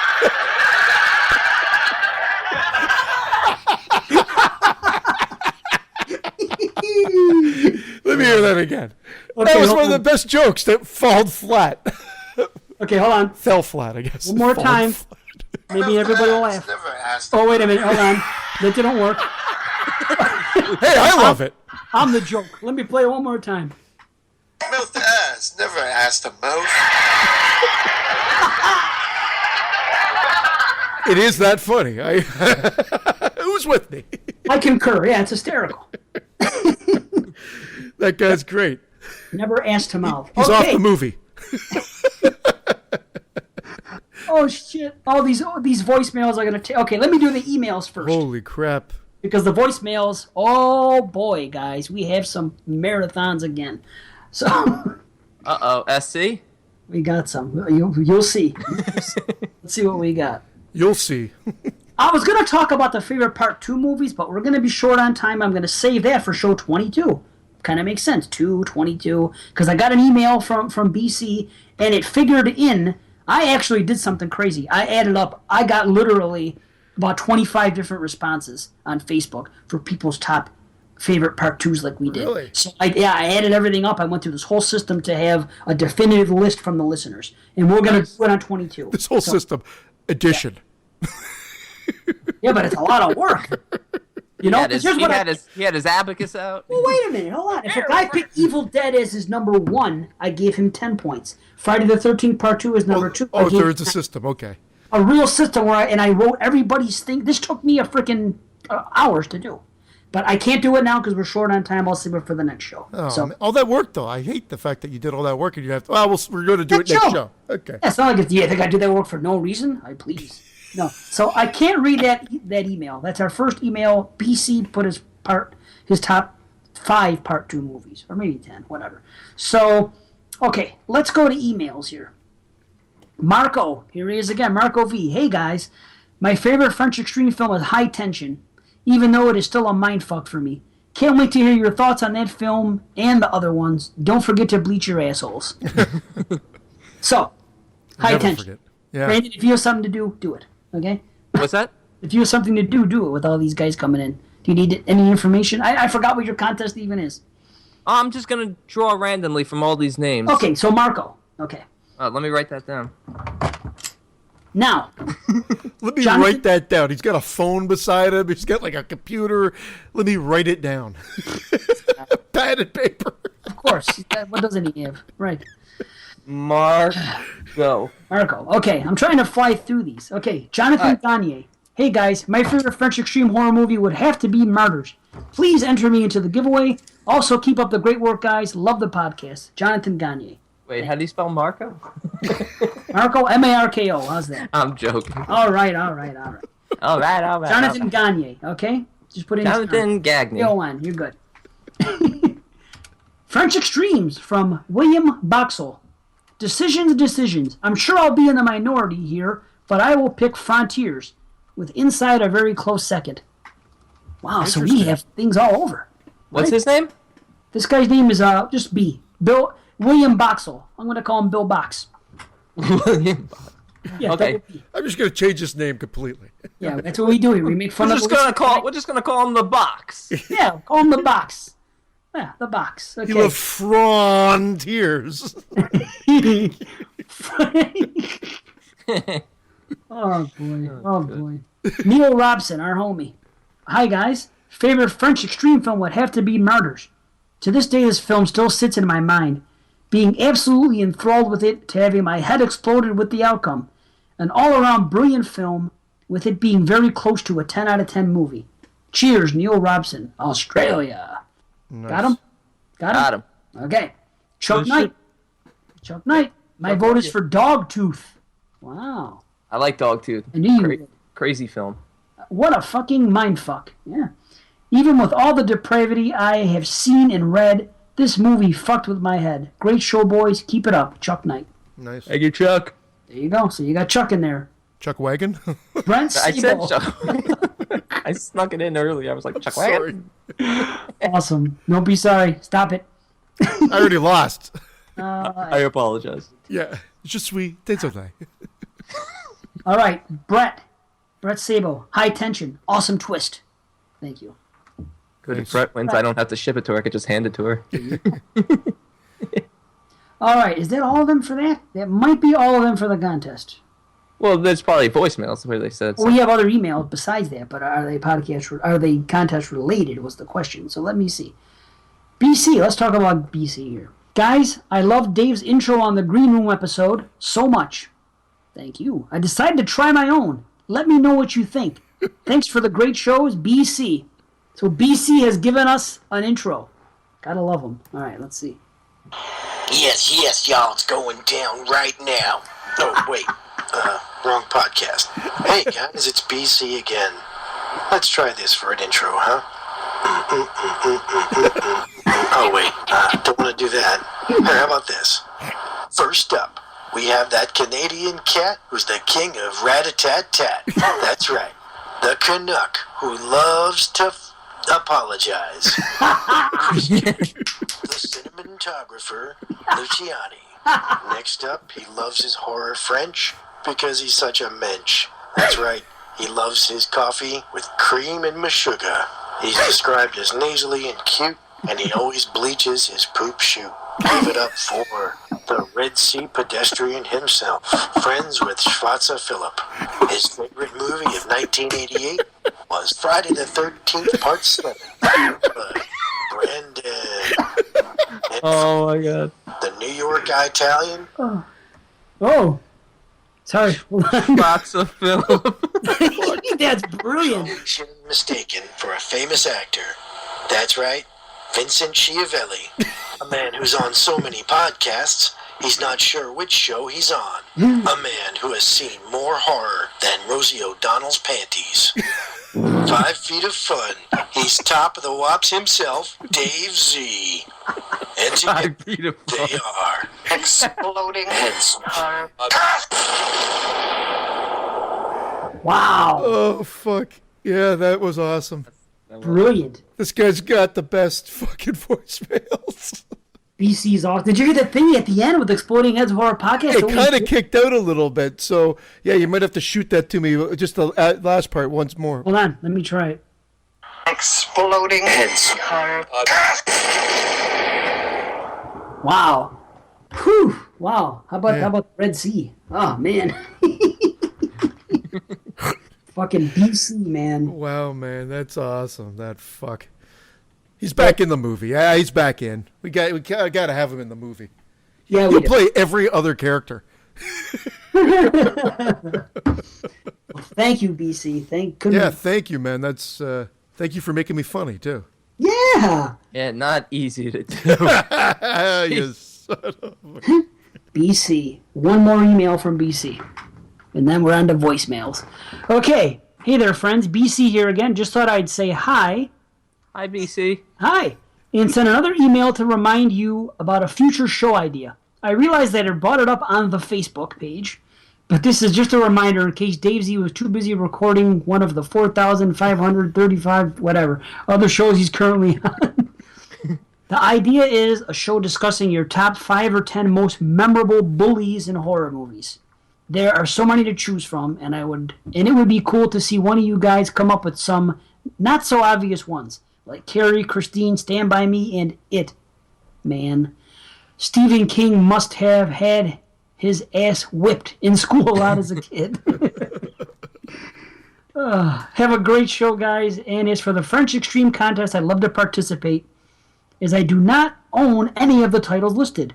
Is it one entry per email voicemail? I bet you're receiving a lot of them now, as people will be clamoring for some free shit. Yours, BC. All right. BC, you're entered. BC is Awesome, entered. man. And bullies. Yeah, we should do a segment on horror bullies. Horror bullies. I like that idea. I I wrote think it he was down. entered just by doing that fucking introduction. Yeah, I was going to put him in anyway. Oh, dude. Yeah. I mean, that takes time. Yeah, he's got better production on our show than we do. Maybe he could just sound engineer and edit this shit for me. I'll just send it over the raw file. But if he saw these raw files, he'd be like, shit. Well, if he's going to do all that for you, he might as well just come on and replace you. I mean, see- he is funny. I knew my joke of replacing was going to be used against me there. I knew it. Yes, he did. We're We're gonna do. you're the revolving door. You got a door right behind you there. I get to see it opening. And As long as it ain't me. that was a visual joke. Yeah, it was a visual, and it's a. Just keep- ATM. Never ass to mouth. Mouth to ass. Yes. So, bullies. Just Yeah, makes we're sense. gonna do bullies. And I forgot. I guess we're just going right into voicemails. I feel like I'm forgetting something, but I guess I'm not. And if I do, it'll just pop into my head. So whatever. Now, before I get into that, voicemail and email, let me put it out there. Our voicemail phone number is 702-625-2224. 702-625-2224. That's our voicemail. Wait till you hear the shit we got going on here. And the email is pretty easy. explodingheadshorrorpodcast@gmail.com. So, there you have it. Now, let's get into this. And let's see what I got, gentlemen. This is Wilson Lipstick. I'm trying to get a hold of the Exploding Heads Horror Podcast. I love it. Whoop. Hold on. It's water, and I couldn't find anything except Exploding Barrel. I don't know what the hell that is. Anyway, 1981 was a great year. It was the year that I had my first hemorrhoid, and really brings back a lot of good memories. You guys are great. Keep up the good work, and I hope I don't die before you have your next episode.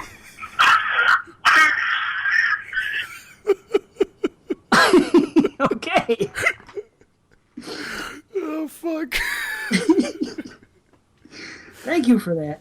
So who was it? I don't know. It's You think gotta it was be BC? BC. It's Gotta gotta be be. it's gotta be him, right? I don't know. See, he doesn't do when BC does it. He just sends it as an audio file in an email. He doesn't call the voicemail. But I'll get to the bottom of it. Next show, I'll let you know for sure. I'll do some more. I have the number here, so I'll play around and see. On to the next one. Hey, second time Dave. This is second time caller Dave from Stone, Massachusetts. Just trying to clear up some minor controversy to quell any infighting among the group. Technically, yes, my last name is Rindoni. That's how they said when the Italians were coming over from the Mayflower, whenever, how long ago that was. But when they got here, the Americans, Rindoni, said, you know what? Rindone sounds a little less ethnic. So you can imagine, people owning, protest stores saying, hey, Rindoni Baloney, come here. It just doesn't sound right. I'm sure Luciani can understand this plight. But you're both right. So, and thank you for playing my voicemail. I really appreciate it. Actually, TGIF Friday the 13th was the first podcast I technically ever listened to. Nice. And then I was read on one of them, and then to hear my own voice on one of them, quite an honor for this 49-year-old bloke from Stoneham, Massachusetts. Anyway, speaking of that, what I thought a good suggestion would be, considering I mentioned 2 from Massachusetts. I know Christian's Canadian, but we consider that like one big mass. So maybe he could narrow it down to a couple of horror movies shot near or set in his town or province. I don't even know where you guys are from, but maybe do the same. I always thought it would be interesting to keep it local. So that's it, and really enjoying the 81 show. Probably the best year in horror films, slasher, really any genre all time. And I was one of those 2 that mixed up Altered States and Scanners. They were both technically medical horror related around the same time. So that's about it. And finally, the Death Dream did not age well. I tried to watch that again, and it didn't really fit. Still a good movie, but not really as great as I thought it was. So I'll renege on that. Maybe shoot for session 9. So thank you from Dave Rendoni, or Dave Rendone, whatever you want to call me. Loyal listener. Over now. Take care. Awesome. All right. So we're both right. Thanks, Rendon. Did you say Altered States did not age well, or was it Death Dream? I didn't get the title there. Because he said he just stuck with session 9. I don't know. I think he said Death Dream. Awesome. Yeah. Yeah, that was good. Thank you. I don't feel as much of an asshole anymore now. No. For that, anyway. No, not for that. No. Okay. Hey guys, Derek here. Here to answer my for episode 21 of French Extreme Show. And you guys asked what our favorite French Extreme film is. And you said it could either be non-Fab 5 or it could be. So I decided to answer this 2 ways. I'm going to actually tell you my favorite of the Fab 5, and then I'm going to tell you my favorite non-Fab 5 French Extreme horror film. My favorite of the Fab 5 is, of course, Inside, because just great imagery in that film, and just I love the setting and just the atmosphere and just the acting of that film is brilliant, in my opinion. And my favorite non-Fab 5 French Extreme film would have to be Chiton with Vincent Cassel. Very, very great film, and I really love Vincent Cassel as an actor, and his performance is brilliant in that film. And it's a very bizarre film if you haven't seen it. It would be great if you guys did that one in a future episode, maybe. But yeah, that's my answer for my favorite French Extreme horror film. I hope you enjoyed it. And as always, I'll see you next time. Peace out. Thanks, Derek. All right. Yeah, I gotta watch Chiton. I've owned that forever, and everybody says it's amazing. I haven't seen it either. I haven't seen it. After our doing that show, we didn't even do the Fab 5. No. True. But you know what? You know what part of the reason was? Maybe because we didn't do the Fab 5 was because I just have a feeling, like, I don't know about you guys, but I enjoy doing it so much that I want to go back to French Extreme films. Yeah. That's what I was just about to say. It opened me up to say, opened me up. Hey, opened it up to check out these other films. And then I'm like, oh my God, everybody's raving about these films. I want to check these out now. Yeah. And so, yeah, that's good. That's what we do this for, right? Now it opens our eyes out, too. Part 2 coming in 2018. We'll get Yeah. there. All right, let's get to. We have a bunch to get through, and time is limited. I entered you, Derek. You're in. Yes, you're entered. Absolutely. If we go over, it's too bad. We're gonna have to, because these are voicemails. We got to get them. So let's get on it. Hey guys, Travis Christian here. Great work as always. I had a really nice little thought. Let me redo that. Hey guys, Travis Christian here. I had a thought. Shit.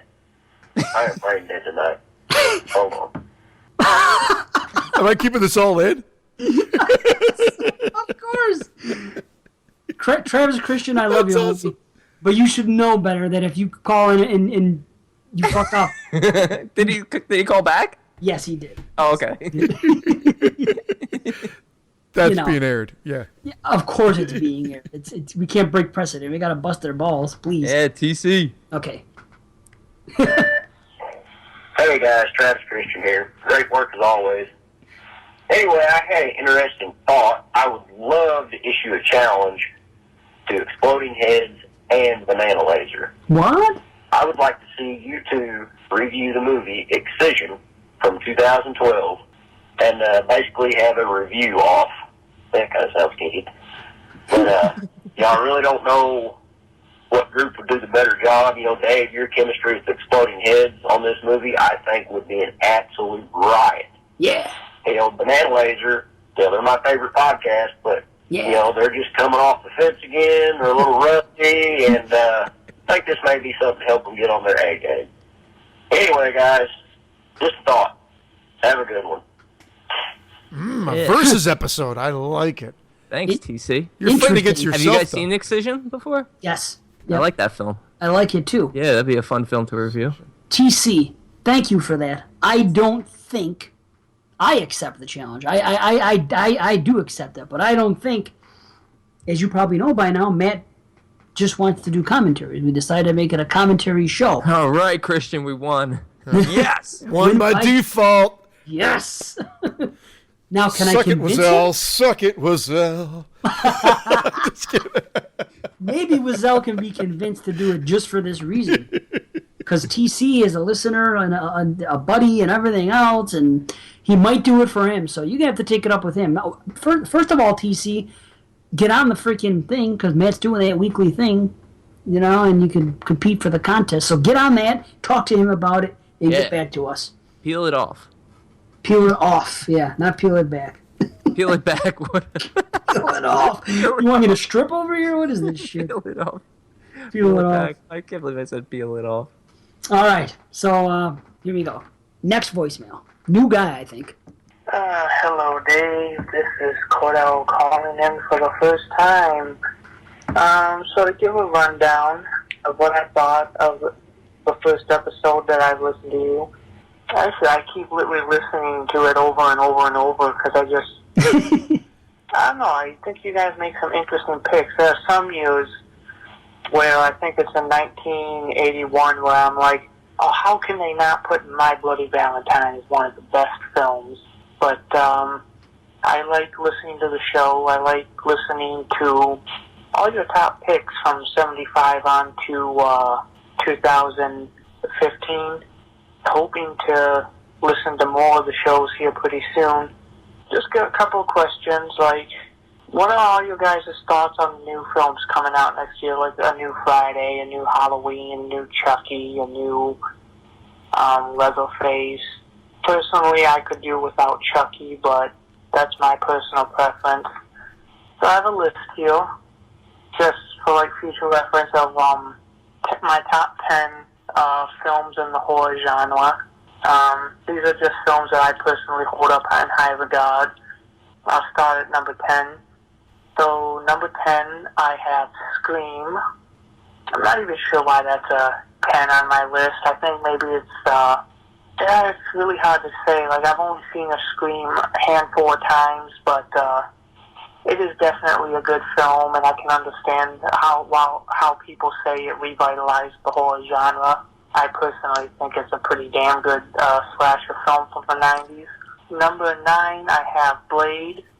Took me a while to wonder if Blade was even a horror film.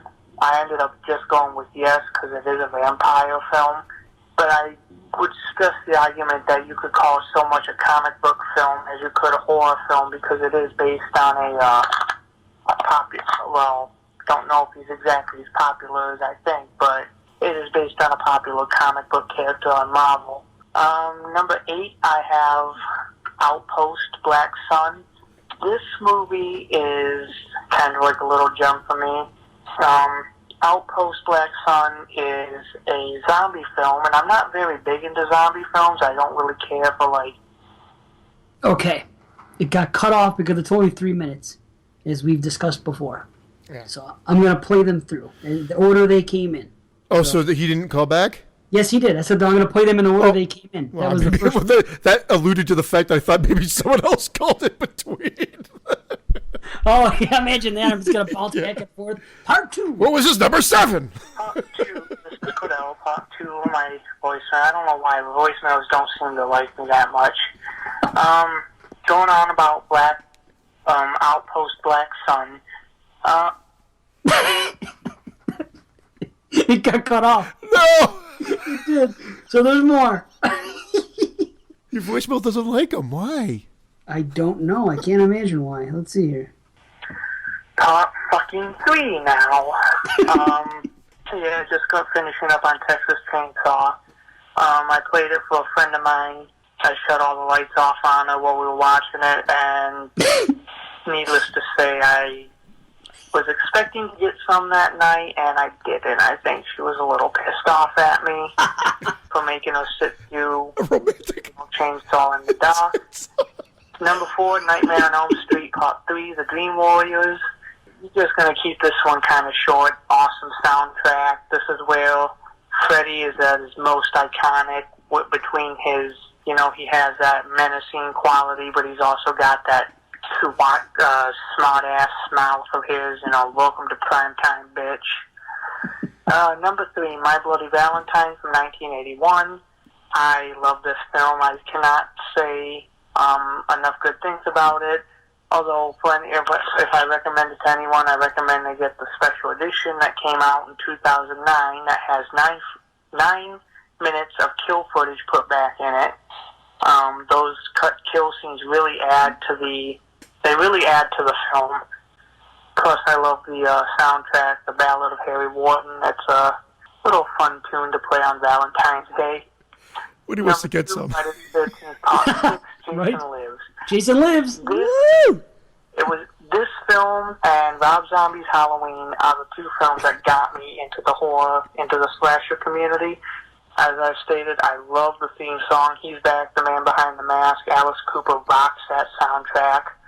I love the look of Jason in that film. It is a little comedic, but A little. thinking that the director, you know, Tom McLaughlin, he was trying to go for like a Universal Studios old monsters type with Frankenstein. But I do love the film. It is one near and dear to my heart. And last and first place, Halloween from 1978. I love the Halloween, and I'll just say Friday the 13th, the franchises in general. But I have to put the first Halloween as my top favorite. Suspenseful, spooky, the theme song that we all know and love really adds to it. Just awesome. It is the film that made Michael Myers a household name. Then it cuts off, so hold on. Anybody realize we went from 7 to 4? Yeah. Okay. 7, and we skipped. I never found it a 7 or 6. Well, hold on. Yeah, we went to 5. We It's went okay. from 8 to 5. Yeah. Don't worry. Texas Chainsaw. He expected to get some after that. I hope that girl's okay. Yeah. Her head's in his freezer. Jason Lives, man. Naysayers can suck it. Jason. Jack, this shit is getting old. Part 4 now. So, yes, as I was just before I was cut off. That's the alarm. Sorry. We're going to finish, but... Christian, what movie is this? That's Friday the 13th. Which one? 3. I didn't ask you. I actually thought it was 6, but you hate that soundtrack, so I figured you would have never put that one on. 2. Nope. Final chapter. Ah. But I I'll was try. closer without going over. Yes, you were. Remember to have your pet spayed or neutered. That's the alarm, but we're going to finish up the voicemails because we're in the midst of a marathon, so we have to continue. So hold on. Here we go. Jack, this shit is getting old. Part 4 now. So, yes, as I was just, before I was cut off, I was just saying that the first Halloween is what made Michael Myers a household name, and it is my absolute favorite slasher film in the horror genre. I really hope to listen to more of your shows soon. I apologize for this 4-part voicemail. Really hope to maybe, I don't know, sit in on one of your shows one day. Thank you, and I hope you all have a good night and have a good time recording. Yeah. Thank you, Mr. Simple 40-year-old. Bye. Cool. Well, it's not over yet. He messaged me, and I told him on Facebook, I go, your thing got cut off, so this concludes. Poor guy. Poor Cordell. Now you know. 3 minutes. Everyone listening. 3 minutes. If you can't do it in 3, it's okay. We're going to play them all, obviously. I So do here- everything in 3 minutes. SC's pissed right now. He's like, this guy's fucking gone on longer than me. Right. Here, calling again. I have to was informed that part of my voicemail cut out. The 2 movies I have between Outpost Black Sun and Texas Chainsaw Massacre is The Town That Dreaded Sundown. As I stated, I do love the new one that came out, but I do think that the old one has the suspense, it has creepiness. Some parts of it don't hold up as much anymore, but it is still a good flick, and I do recommend it to anyone. And the other one is Army of Darkness. I do love Evil Dead 1 and 2, but however, I saw Army of Darkness at a young age, and I think that's why it sticks with me. It's got such memorable lines. You know, you have Groovy and Hail to the King, baby. Plus, I think it's also the Deadite scared the shit out of me when I was little. Like that damn Deadite in the pit. So, to recap, my list is from 10 to 1, Scream, Blade, Outpost Black Sun, The Town That Dreaded Sundown, Army of Darkness, The Texas Chainsaw Massacre, Elm Street Dream Warriors, My Bloody Valentine from 1981, Friday the 13th, Jason Lives, and Halloween from 1978. Sorry I have to keep calling you guys about this shit. Fucking voicemails could suck dick. Hey, it's free. Take care, simple 40-year-old. The voicemails are like Brandon. They could suck dick. But yeah, thank you, Cordell. And again, 3 minutes and it's over. Cordell, So, we love the bus balls. Do you know Stephen Yes. Carpenter? We're yeah. It's going to be a battle between you two. Yeah, it's just the rules. We got to bust balls. That's the way it is. That's their right of honor. That's their passage. That's right. I'll say one thing. I guarantee this. There's not another person in the world that's their favorite, that's their top 10 horror movies, I bet. No. Very guarantee unique. it. We can mock and ridicule and everybody does it, but at the end of the day, hey, if it's your top 10, it's your top 10. Fuck, what can we do? So there we go. So thank you. We do have one more, and I have to get this in because it has to do with our French Extreme. That's so fine. this is our last final voicemail, and then we go to our review. So let's play this out. Hey, this is Matt here. I don't know if I missed the deadline yet for the Extreme French Horror, but for me, as I know Brandon knows, I am actually the Extreme Fabulous 5.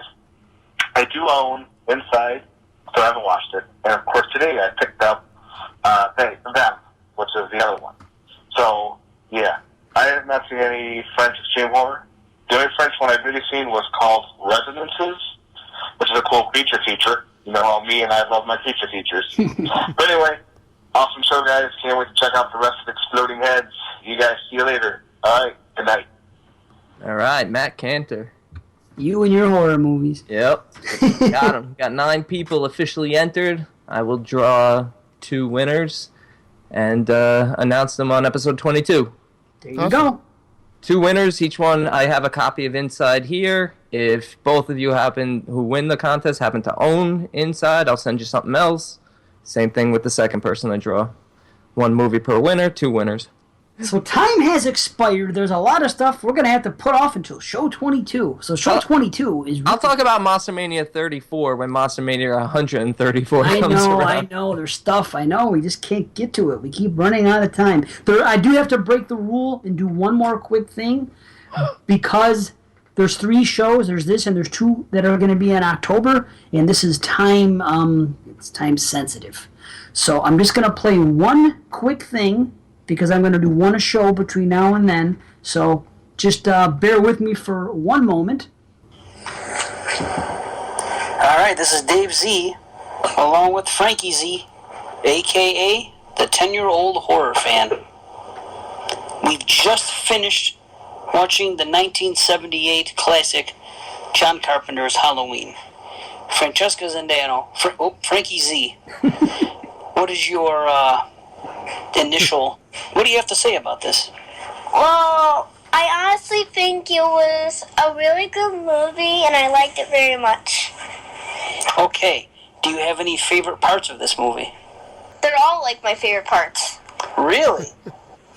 Wow, that's the first time you said that about the whole movie. So I wonder what that means. So the whole movie was your favorite part, huh? Yep. Do you have a favorite kill in this movie? Well, all of my favorite kills too. Wow, look at this. How do you like that? Okay, wow, it looks like we're making it nice and quick. Do you have anything to add about this movie before you give a rating? No, I think I'm good. And who's your favorite character in this movie? It always has to be the killer, Michael Myers. Surprise, surprise. Okay.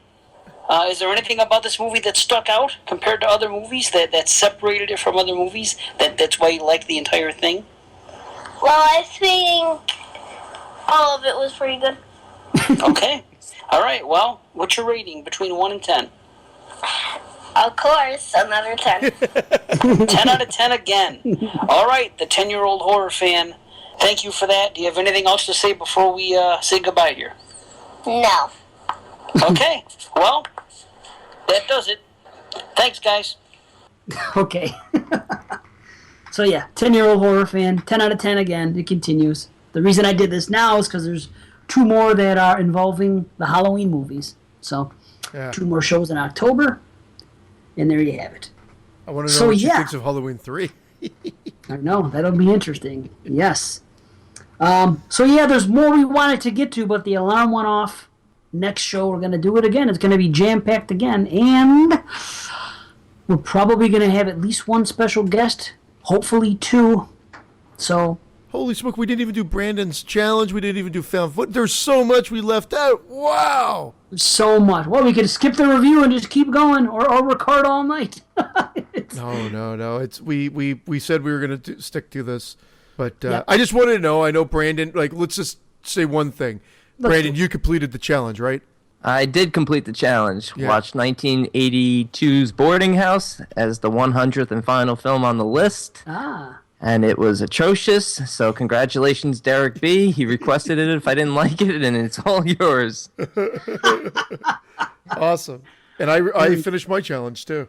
Oh, we got it. Say something. Can you make it quick? I finished my challenge, and I added Inner Demons from Jason Lloyd's recommendation on top of it all. So the remaining ones were 388 Arletta Avenue, Alien Abduction, Crow's Nest, Atrocious, Area 51, and Inner Demons. My favorite out of that batch was Crow's Nest. Crow's Nest, okay. Crow's Nest. I was shocked. And you know what? The first half of it, I wasn't actually that happy about. The second half of it kicks ass. Yes. Actually, one of my favorites. And if the first half was better, that could have been the ultimate found footage movie, in my opinion. That second half was intense, and I liked it. Again, I throw the logic of why are you always recording things out the window because you're watching the found footage movie. That's just the way the narrative is done now, so you kind of accept it. Then I'd say Alien Abduction and Inner Demons were my next favorites, funny enough. Nice. Wow. And so cool. Then Arletta Avenue. Yes. Then Atrocious. Really? Yeah, Atrocious I thought was actually quite boring. Yeah, it wasn't on my list initially. Remember, I put it in there because other people like it more than I do. So it's a lot of running around the woods. I didn't like Inner Demons. I like Inner Demons to a degree. But Inner Demons, the one fault of Inner Demons, and again, I keep this short, is that it was kind of like those internet jokes where you're watching someone video and then all of a sudden their face goes crazy. You know, those jump scare things? That's what the first half of Inner Demons kind of is like. But then I thought it played out quite well. I liked the ending quite a bit, and I thought the acting was quite good. So that's it in a nutshell. But it's done. What about Arletta? What did you think about Arletta Avenue? I liked it quite a bit. It reminded me of Hangman. And my only thing about that one is I loved how he played around with them and fucked with them. It was more of a mind fuck.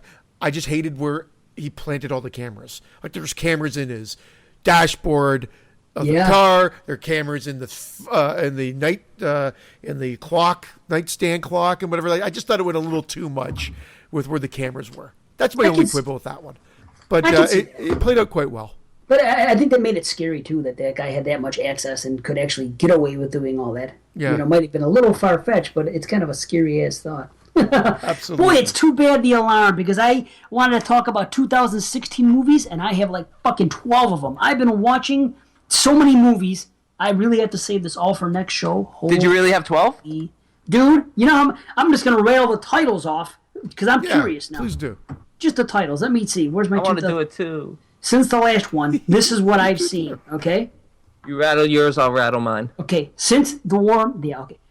Okay, first, here's the first one. The Other Side of the Door. That was the first one. Summer Camp. Baskin. 31. The Silenced. They're Watching. Viral. The Shallows. The Mind's Eye. Friend Request. Carnage Park. The Suffering. Anti-Birth, and Dead Room. All those I've watched. Nice. I watched Sweet Home, The Shallows, The Neighbor, Most Likely to Die, The Mind's Eye, Knucklebones, Don't Breathe, and 31.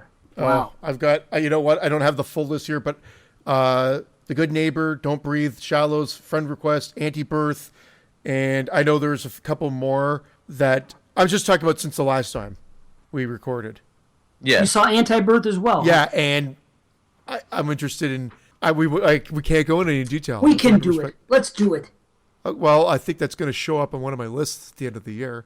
Uh-oh. I think we should only discuss the movies right now quickly that more than one of us has seen.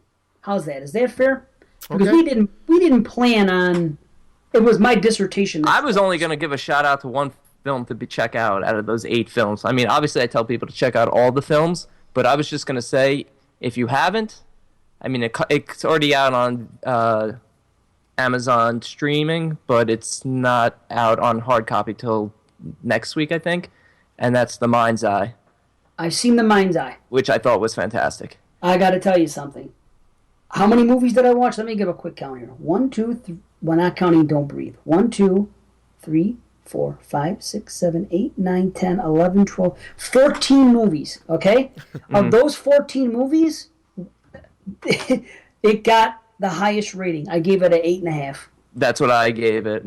I actually thought about writing to the director to tell him how good I thought the film was. He's a pretty cool dude, too. Yeah, he did Almost Human, which was also a great film. Well, I'll tell fucking you. love the poster for that. I can't wait to see the movie. It's a great Gotta film. see it. Yeah, and it's even fitting, the tagline, you know, the Scanners sequel we deserved but never got. Because if you like Scanners, this is a Scanners type film. It's very simple. Very simple, but awesome. But yes, but awesome. And you know what? Gore was great. The soundtrack was incredible. It was like Carpenter. It was so good. And I've heard nobody talk about how good that soundtrack is, and this simple story, easier to follow than Scanners. Just honestly, most people are kind of middle of the road with it, and you and I are both really high on it. That's really cool. Yep, loved it. Nice. So we both give it a 8.5. That's good. What else did we both see? Or did 2 of us see out of 3? I also saw The Darkness, but I don't think either of you had that on your list with the Kevin Bacon one. Yeah, I haven't watched that one yet. I'm going to see it. Definitely. I haven't. We both had Friend Request and Anti-Birth and The Shallows. I saw The Shallows. We all saw The Shallows. Okay, I'll tell you what. I'll just tell you, The Shallows, I give it an 8 out of 10. I enjoyed it. I gave it a 7.5. Again, I really enjoyed it as well. I actually came in probably the lowest on that one. Where the hell did I put it? I think it was 6.5. Wow. 6. Yeah, I'm trying to find my freaking list here, but Dude, I was engaged with the story the entire time. Yeah, it's just because it wasn't French. That's why. If they were surfing in France, he would have given it like a 10 out of 10. I watch Holidays too. Again, I told you guys that. Oh, yeah. Holidays in the Shells. And I gave Holidays 6.5. I enjoyed it way more than you two, I think. Wow. Yeah. That's cool. Well, so they're still recommends. I mean, granted, we're a little higher than you on The Shallows, but it's still a recommend. 6.5 and a couple of 8s, right? Would you say a 7.5, Brandon? Yes, 7.5. So yeah, check it out. She's great in it. She's great in it, and there's a couple good scenes, but yeah, I hate some new wave filmmaking techniques, and I'd say a whole point came off from that texting video. I love that stuff there. I hate it. Okay. Well, that's the difference. I hate it. It's so easy to follow. Better than looking at the phone, having to do it the old-fashioned way and everything else, you know? Anti-Birth thinks it's a cool movie and has a fantastic ending. Yes. And that's what I'll say. The movie itself, I disliked immensely. okay, I didn't dislike it immensely, but it was very average. I enjoy the performance of the lead because she always plays roles like that, and I like her. What's that chick's name? I forget her name. Natasha Lyonne? Yeah, yeah. She always plays parts like And that. I'm the one who hasn't seen it, but I actually want to check that out. She does good. I like her role. The other girl, Chloe Savigny, whatever, however you pronounce her Sevigny. name, she was okay. You know, I like her. And seeing Meg Tilly there was interesting. It was interesting. I'm telling you, though, it thought it was smarter than it was. I agree. This movie thought the script was smarter, and they played off the characters. And I wanted to like them, but I couldn't.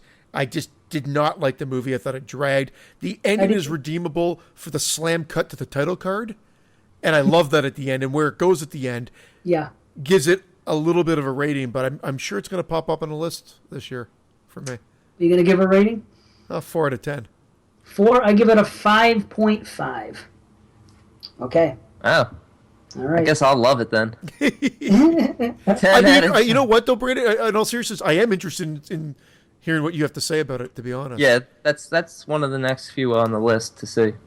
Friend request. 2 of us have seen that, right? Yeah. What'd you think? It was not what I was expecting. I actually thought it was going to be a ripoff of Unfriended. Right. And like it's a direct ripoff. Like it was going to be like we were watching someone screen and whatnot, and it's a movie. It's actually a real movie. This one's getting a theatrical release, I think. What? Yeah, I'm pretty sure in a couple of weeks it's getting a theatrical release. Wow. Well, it was a good story, I thought. It was quite interesting. My only issue, I was really engaged until the third act, until they went to that place. Remember they decided to go someplace else, and it was like an empty factory, and then something happened. I couldn't understand why, and I don't know how they got there. But the story, I was pretty into it. Like the first act was great. The whole story of it, you felt for the characters in it and everything else, you know? I was surprised by it, too. I gave it a 6.5 out of 10. I actually thought it was decent. It was enjoyable. I guess I wasn't expecting much from it, and the only thing another thing I didn't like is, again, they did the thing where her friends list was dropped. That was going cool. up and dropping. You didn't like that? Well, the same thing. It's the same thing for the Shallows. All the social media. Right. It's like, just if you're going to do that, do it old. I guess that's the new school Brian De Palma split screen. Yeah. You know what? Yeah. I guess it's a new wave of it, but I love the old school split screen, and this way, I just think it's super cheese. It's a pet peeve of mine. Some people are going to dig it like you did, and I just didn't like that aspect. I think it's kind of innovative. It's something different. It's better than always looking at the phone and having the camera show the phone. I just think where are you going to go with that? Try something different. I think that's what they did, and I think I liked it for that, just like the other part. But I went a little high. I was 7.5 out of 10. Nice. I quite liked it. Yeah, it was good. Yeah, it was like I said, there was a little bit in the third act that I wasn't crazy about. Yeah. But anything else that the most of us? 31. Maybe you and Brandon had. Did you both have 31? Yeah, I saw 31. I'm curious about people that listen to Skeleton Crew know what I think about it.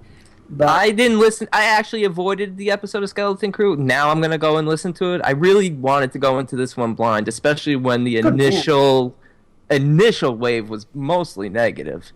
And to be honest, while I was very bored and almost angry the first 25 minutes of the movie, once it got going, I enjoyed it. It was very simple. You know what it reminded me of once it got going, once Murder Party started? Was that the name of the party they played? Oh, I don't know the name of the game. 31's the name of the game. The title of the movie. Didn't they say Murder Party? Welcome to Murder Party or something? I don't think so. Whatever. Maybe Maybe I saw the wrong movie. Maybe watch Murder Party. I haven't seen it yet. 31, but I liked it, and I actually liked the very end. I liked the way it ended. I did too. And I gave it a 7 out of 10. And so did I. Yeah. I don't understand why it was set in 1976. It didn't need to be set in 1976. None of the characters look like they were from 1976. They look like they were just wearing vintage clothing. That's it. Stop setting everything in 1976. Yeah, I hear you, but that's just what he does. Rob Zombie does what he always does in every way in this movie. And go listen to that Skeleton Crew episode, guys, so I won't go on and on. And Doomhead, I liked. I liked Doomhead, actually. Doomhead was great, yes. I actually really liked him. Most of the killers were very good, I think. I really do. Except that little Nazi bastard. Yeah, that little Nazi, yeah. He spent too much time with me. That was my biggest complaint with him. And there's no subtitles. We didn't know what the hell he was saying. But whatever. I'll tell you one thing. People that don't like Rob Zombie are not going to like this movie. If you like Rob Zombie, you have a shot to like the movie. But most people are going to consider it his weakest. However, again, 7 out of 10 isn't bad, just not what I was expecting. But whatever. I honestly still, like, for me, and it's been a while since I've revisited the Halloweens, but for me, Lords is usually my favorite. Yeah? Yeah. And maybe I shouldn't say love. I really like House and Devil's Rejects. I love House. But Lords is more my type of film. I love Lords too. It's my first favorite is House, then Lords. So I'm with Okay. you. Okay. Did someone else see Summer Camp or no? No, what film is this? How come I don't even think I've heard of this? Yeah, I have it. I haven't watched it yet. I'll tell you my grade. I gave it a 5.5. And I'll tell you what my problem was. I was actually on board with the first act. I was okay with it. It was these people they're overseas. I forgot where the hell they are. It actually becomes like an infected gets started, and I really don't want to give anything away, but it's not a slasher, even though it's called Summer Camp. It's about two guys and two girls, and they go and they volunteer to help at this place, which is, I forgot what country it is. Maybe, I don't know. You lost me at volunteering. Maybe they're not volunteering. Either way, they're there. Something happens. There's a dog involved, and there's bad water. Something happens. It's an infected type thing. Bad water. It's hard. I don't want to get to it. You guys watch it. But ultimately, this is... Next episode, bad water. Of that dirty water. What happens is, in the second half of this movie, it goes into shaky cam mode. Oh. It's not a found footage movie. But all of a sudden, there's all these crazy action scenes, and the camera is shaking so bad that I considered shutting it off. Yeah, that's not cool. So that's what killed me. The movie might actually be a point higher if I could tolerate what was going on with the camera work. But it was awful. Terrible cinematography. So that's all I got to say about that. Enough bullshit. We cheated. We went over. We're not going to make a habit of that. But we got a lot to talk about next show, and we'll do it then. We'll do the best we can. So hey, we'll always be playing catch up. yeah, basically. But that's cool. We'll never run out of material. So that's a good show, right? Hey. So let's get into the main event. All right, let's get on to this movie. We're gonna set the alarm this time. We're gonna stick to it. 30 minutes. 30 minutes it is. The name of this movie is Don't Breathe. All right, 2016, Don't Breathe, directed by Fede Alvarez, and starring Stephen Lang and Jane Levy. Hoping to walk away with a massive fortune, a trio of thieves break into the house of a blind man who isn't as helpless as he seems. Thank you, the bee. Along the set. All right, so Dave, you and I were talking about this earlier. Christian, you were there. I'm going to try to play the review of this close to the vest and not give away my thoughts on the film, because I don't want to come out right now and blow my wad. Interesting. No problem. Okay. Again, I think it's going to be a hard movie to not spoil, because one of the main events is a key turning point, but it's also a spoiler in the film. Uh-huh. So it's going to be a very difficult movie to talk about, because you really summed it up in the freaking description, and not of your fault. That's what you watch. It's a very straightforward film. It is extremely straightforward. Tell you what. What did you think of the characters? Oh, At least let's talk about the three main characters. I mean, all of them. I'm fine with the characters. I thought they were all written well. They did what they were the kind of characters they were supposed to be. Are they a little stereotypical? Yep. Just a little like the one with the. Go ahead, Christian. Sorry. No, I was agreeing with you. Money. I'd say Money seemed to be the stereotype. F-bombs every 2 seconds. A little bit of a tough guy. I guess is one redeeming factor is he doesn't rat anybody out. Yeah, he's the wannabe gangster, the kid from It Follows, who plays Money in this. And, then you have Alex, who's almost like the good kid who only goes along with this major plan because he's in love with Rocky. It's believable, though. Like it's believable, but it's just, I don't know. I just feel like, okay, I've seen it before. I happen to like all these actors, though. Yeah, they all are good. Yeah, they're all good. Like I can't criticize any of the performances. No. Yeah. I felt the same way, Brandon. I felt the been there, done that. Yeah, especially with these three characters. Now, there's another character that we're going to get to shortly that I had endless amounts of issues with. Issues? Issues. Wow. This is... Tremendous amounts of issues. I'm really curious about this, because I'm blowing it already. It's hard to really talk about this without... Your people, I think, are already starting to pick up on where I'm going with this. But the blind man, his character was all over the freaking place. All over the place, you say. Oh, you're talking about spoiler territory, you mean? Definitely in I mean, a lot of it will resonate in spoiler territory, but definitely in his actions. You couldn't get a handle on how I was supposed to feel about this character. I'll just say that. Even when the film ended, I couldn't get a sense of how I felt about his character. Really?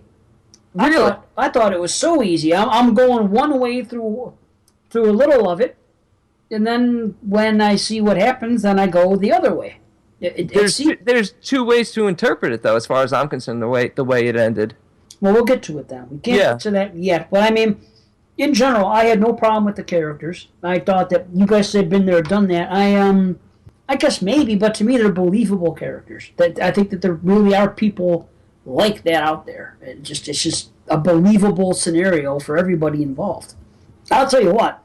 I think this Fede Alvarez is a hell of a director, and I think he's passionate about what he does. And I wasn't the world's biggest fan on Evil Dead remake, but technically it was good. I had a few beefs, but I enjoyed it. But I listened to him on Shockwaves not too long ago, and he said that he could have done an Evil Dead 2, but he said none of the ideas were anything that I had any confidence in. He goes, I don't think there's another story to tell there, and I'm not just going to make a movie just to get a movie out there. Basically, he's passionate about his work, and I think it shows in this. I think, and I like that he gave that little intro in the beginning. Did you guys get that intro at the show? What, an intro by the director? Yeah. No. Okay, I did both times. Yeah, he's the little thing in the beginning. He just talks for like 30 seconds. Hey, I'm Fede Alvarez, and he says something about. He didn't talk to me. Talk to me. Is it me because I'm Jewish? Talk to me twice. I don't know what to tell you. Eddie doesn't like Jews? Is that why he didn't talk to me?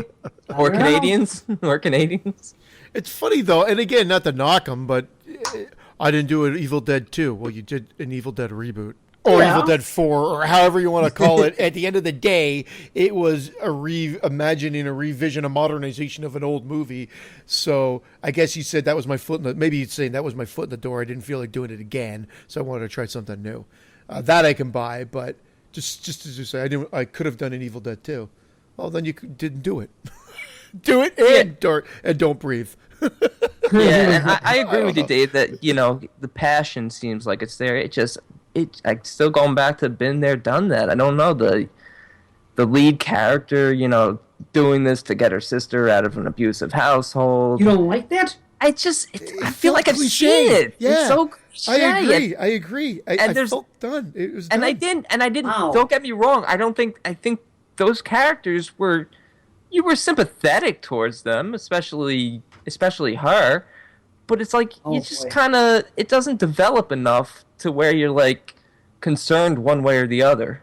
And then once shit hits the fan, then it just becomes like, what do I want to see? And what do I not want to see? And do I even care what they show me? Holy shit! Yeah. I gotta tell you. You're shocked. I'm shocked. I'm watching this movie, and I have not felt so much tension throughout a movie in a very long time, where I was hook, line, and sinker. As soon as they got to that house and things began, I was sold. I was done. I was in. I was the only one in the theater, and honestly felt zero tension whatsoever. Same with me. I wasn't the only one in the theater. Same thing. And to be totally honest, I thought there's a lot of these sort of movies this year. I thought Hush did it well, and I had some quibbles with that if you go back to that show. And I thought this one, I was like, ho-hum. Wow. Yeah. Yeah, and I believe I read a review where somebody said the opposite, where Don't Breathe does what Hush should have done, and I'm with you, Christian. I feel Hush did what Don't Breathe didn't. Hush was like I was with her. Yeah, there was a couple of forced things at the beginning, and that's arguable. And I didn't like her going out of her mind and talking. But again, I took a little shaved off some of the points for that. But the reality is, at the end of the day, I was in it, and I wanted her to fight, and I loved what was going on in Hush. And here is just like I just felt like I didn't care. Yeah, it's not a good thing when the best scenes in the movie are literally when people are just standing there holding their breath. What? Those were literally the best scenes. It's like, oh, That's tension. What do you mean? That's a good thing. So I was like, what? oh, look, they're holding their breath. They're not speaking. Good. Well, they can't. I was right in there with them. I wasn't there. They I was- put shoes on. It seemed silly. Oh my God. Okay, I'm just gonna come right out and say it. I have not rooted for a final girl like I rooted for this one in literally years. What? I did that for Hush. I was rooting for the final girl in Hush, and I was saying that when I watched Hush. I said I haven't rooted for a girl in a movie, a final girl. I thought she did a fantastic job in Hush. I felt next to nothing here. When the dog thing was interesting, and even that went long, and then that pissed me off because where that went, and I'm talking in the latter part of the movie, how that scene played out, and that made me frustrated and almost angry, and I felt cheated almost. Yeah, and then they got the same What? typical actions that are just so stereotypical for horror films, and just I can't even talk about some of this stuff without spoiling it. But it's We're just gonna get everything felt so stereotypical. We'll get there soon. We'll get to spoilers. But I mean, I can't get over this. Wow. I mean, I thought it was a great setup. The whole thing about the kid having about them going for one big hit and then they don't have to do it anymore, and how the kid his father is involved in the alarm system and how they find it and how they know how to disarm it, and just how they find out how this guy came into money and everything else. And It's very convenient though that they have the kid Alex, whose father basically does the security for all these homes, and Alex is that's the story. Alex is clearly a good kid who doesn't come from a bad home. He's the only one who didn't want to leave because he had his father at home, but he's gonna leave because he's in love with Rocky. Once they hit this big score, but it just seems like, come on, would you really? And then they have that. Of course you would. What do you mean? What do you? Would you really? What do you? Why is he gonna leave his family? Why? He even says Because it's all. he's got- What does he care? So he lives with his dad. Big deal. He can't leave him. He can't move on in life. He's into this Rocky chick, and holy shit, who can blame him? Just I girl- don't blame him, but she's in a relationship with money. Yeah, but I've seen that before. We've seen that before. We may have even been part of a situation like that before with a girl that's with another guy that the guy isn't good for, and you guys are in the friend zone, but you think maybe there's a chance. Yeah. It's a very believable thing. Tomlinson and BP. What's that? Tomlinson and BP. Dude, And they, I felt like one of the lines at the very beginning was, it wasn't a throwaway line, but it was like forced in there. The ladybug thing? No, well, the ladybug thing definitely a little bit, but when they first get into the house and Money pulls out the gun, and then Alex makes that comment. Oh, about my bitch? No, Alex is the good kid who makes, you know what you just did by bringing a gun here. Oh, yeah. I liked it that he was all smart and he was into it, the gun, Yeah, and then 10,000 and everything. It basically justifies everything that's about to happen. I don't know, it just felt like it was a little forced. Wow. You guys did not see The Good Neighbor, right? It just came out like this past week. No, that's James Caan? Yeah. The No, reason nice. I say that is it's part film, part found footage, part courtroom drama, all kind of mixed in. It's a thriller. The reason I bring it up now is because it plays on the convention that this film is sort of following through with, and I really enjoyed The Good Neighbor.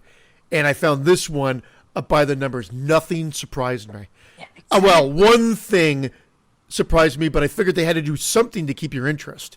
And that one thing is a turning point and a spoiler. That was the only thing that surprised me. And then from that point on, I was just like, eh. All right, let me say this, and I'm not going to even spoil anything, but Dave looks in shock. I do watch trailers, Oh. and I did see the trailer for this. And plus, it was on Oh, TV like every 2 seconds. There you go. Big And the I heard. trailer spoiled one of the twists. Yeah. Because once they started setting up the story, I was like, okay, now I know what the twist is. See, that's why you don't watch trailers. You warned me, you're and I right, never you're watched right. the trailer. I didn't watch the trailer, so. But to be honest, even the twist, I was just like, eh. What? And then it's just the dialogue, the blind man's dialogue and rationale and actions were too all over the place for me. Nothing was adding up. Like I said, I'm very. After what he's been through, the dude snapped. How could you blame him? I'm not defending his I get actions. it, but I get it. But at one moment he's a sympathetic character, and then at the next moment he's the most hated character you've ever seen. That's the beauty of it. That's what I love he's about it. too inconsistent. There had to be some sort of consistency there.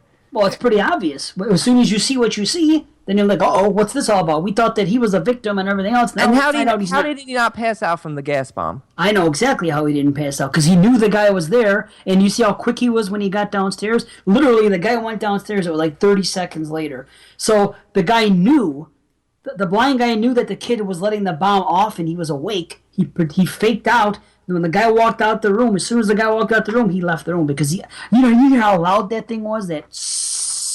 There's no way that blind man couldn't hear that. So the dude knew somebody was in the room, but he's Yeah, but blind. then he spends the next hour walking around the house while these people are like right under his feet. He's downstairs almost right away. He comes Yeah, and downstairs. he's walking by. Alex is literally right next to him. He's in the closet. He's in the Yeah. bathroom washing his hands. Everyone's under the sink. Well, they're quiet. That's fine, but there was nothing quiet about the kid puncturing that plastic bottle in their room and that noise going off. So he knew. And then he had to get his gun, which he had under his bed. So I love the setup. I love when they get in the house. I love Rocky. I love that. First of all, Better than Nightmare 2? I never noticed her. Oh, shit. Better than Rocky 4, no question. I'd rather see this Rocky than Rocky 4. That was the joke of the night. was. I thought the two protagonists, the main protagonists, were stupid.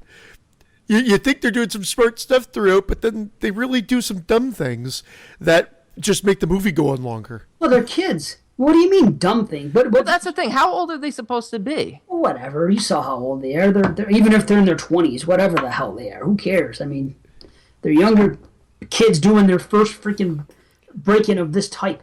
Let's just say at this point, the blind man lives longer than he should, based on a couple of scenarios that happen in the movie. Like, I'm like, what? How did that? What? And then he's back up and at him, and then the movie goes, and it's not a long movie.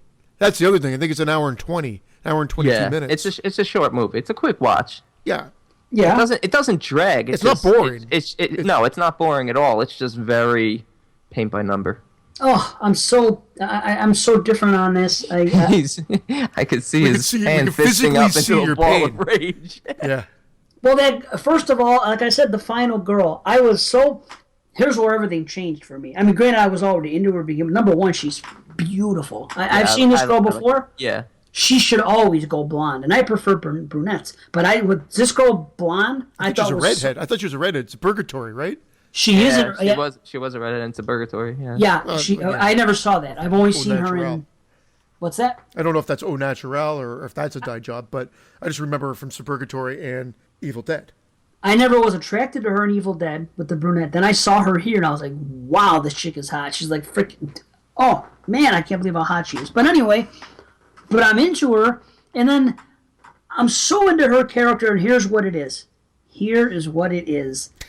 This reminds me, it was so smart that she gets into there's the one part where they have a chance to get out and press that panic button, and the cops are going to come. And, their lives are at stake and everything else. But she says, when they have a chance, the kid wants to do it. Alex wants to set the alarm off. He's like, okay, we can do this. We can get away with it. Now we have reason because of what's going on downstairs and everything else. We'll get off scot-free, this and this. And then she says, but we won't get the money. And I fell in love with that girl right there. I said, that would be the same way. I would risk my life in that situation if I'm her for a shot at $1 million. Screw that. I would have called the cops and gotten the hell out of there. Not me. I take the money. I take the money, and I love her for it. And I said, I haven't been able to get behind a person in a movie in a very long time. Then, like I have. then you'd get the turkey baster. Yeah. I'll baste you for it. Now, if you really were going to stay and steal the money, what was the combination? Right? 4278? 2978. Okay. So Whatever. there. So you're better off just pushing that alarm button because you're not getting back into the safe anyway. But if I'm her, I know that number. There's no question. I see it once and it's etched in my brain. $1 million, boom, I'm getting that damn money and I'm getting out of here. And that is it. That's all there is to it. Dude's dead. Her boyfriend's dead. Boom, I'm out. I'm taking care of my sister. I'm getting the hell out of Detroit. All this misery. I'm gone. I don't care. If you don't want to risk yourself for it, get the hell out. But me, I'm going to risk this freaking half-worthless life that I have for a shot at freaking hitting the lottery right now and having a completely different life the rest of my life, and on top of it, helping my little sister. I get it. I just wasn't into it. It just didn't matter to me. I haven't pulled for a final girl in years. I can't remember the last time I was pulling for someone to get away. Hush. A couple months ago. couple of weeks ago. I haven't pulled this hard in a couple of weeks. I'm dead Not serious. me. Hush was the one that did it for me, and I remember just like being on edge. I'm going, yeah, and screaming out loud. And I said it in the review, and I'm not embarrassed to admit it. And I've watched it another time since then, so it's 3 times already.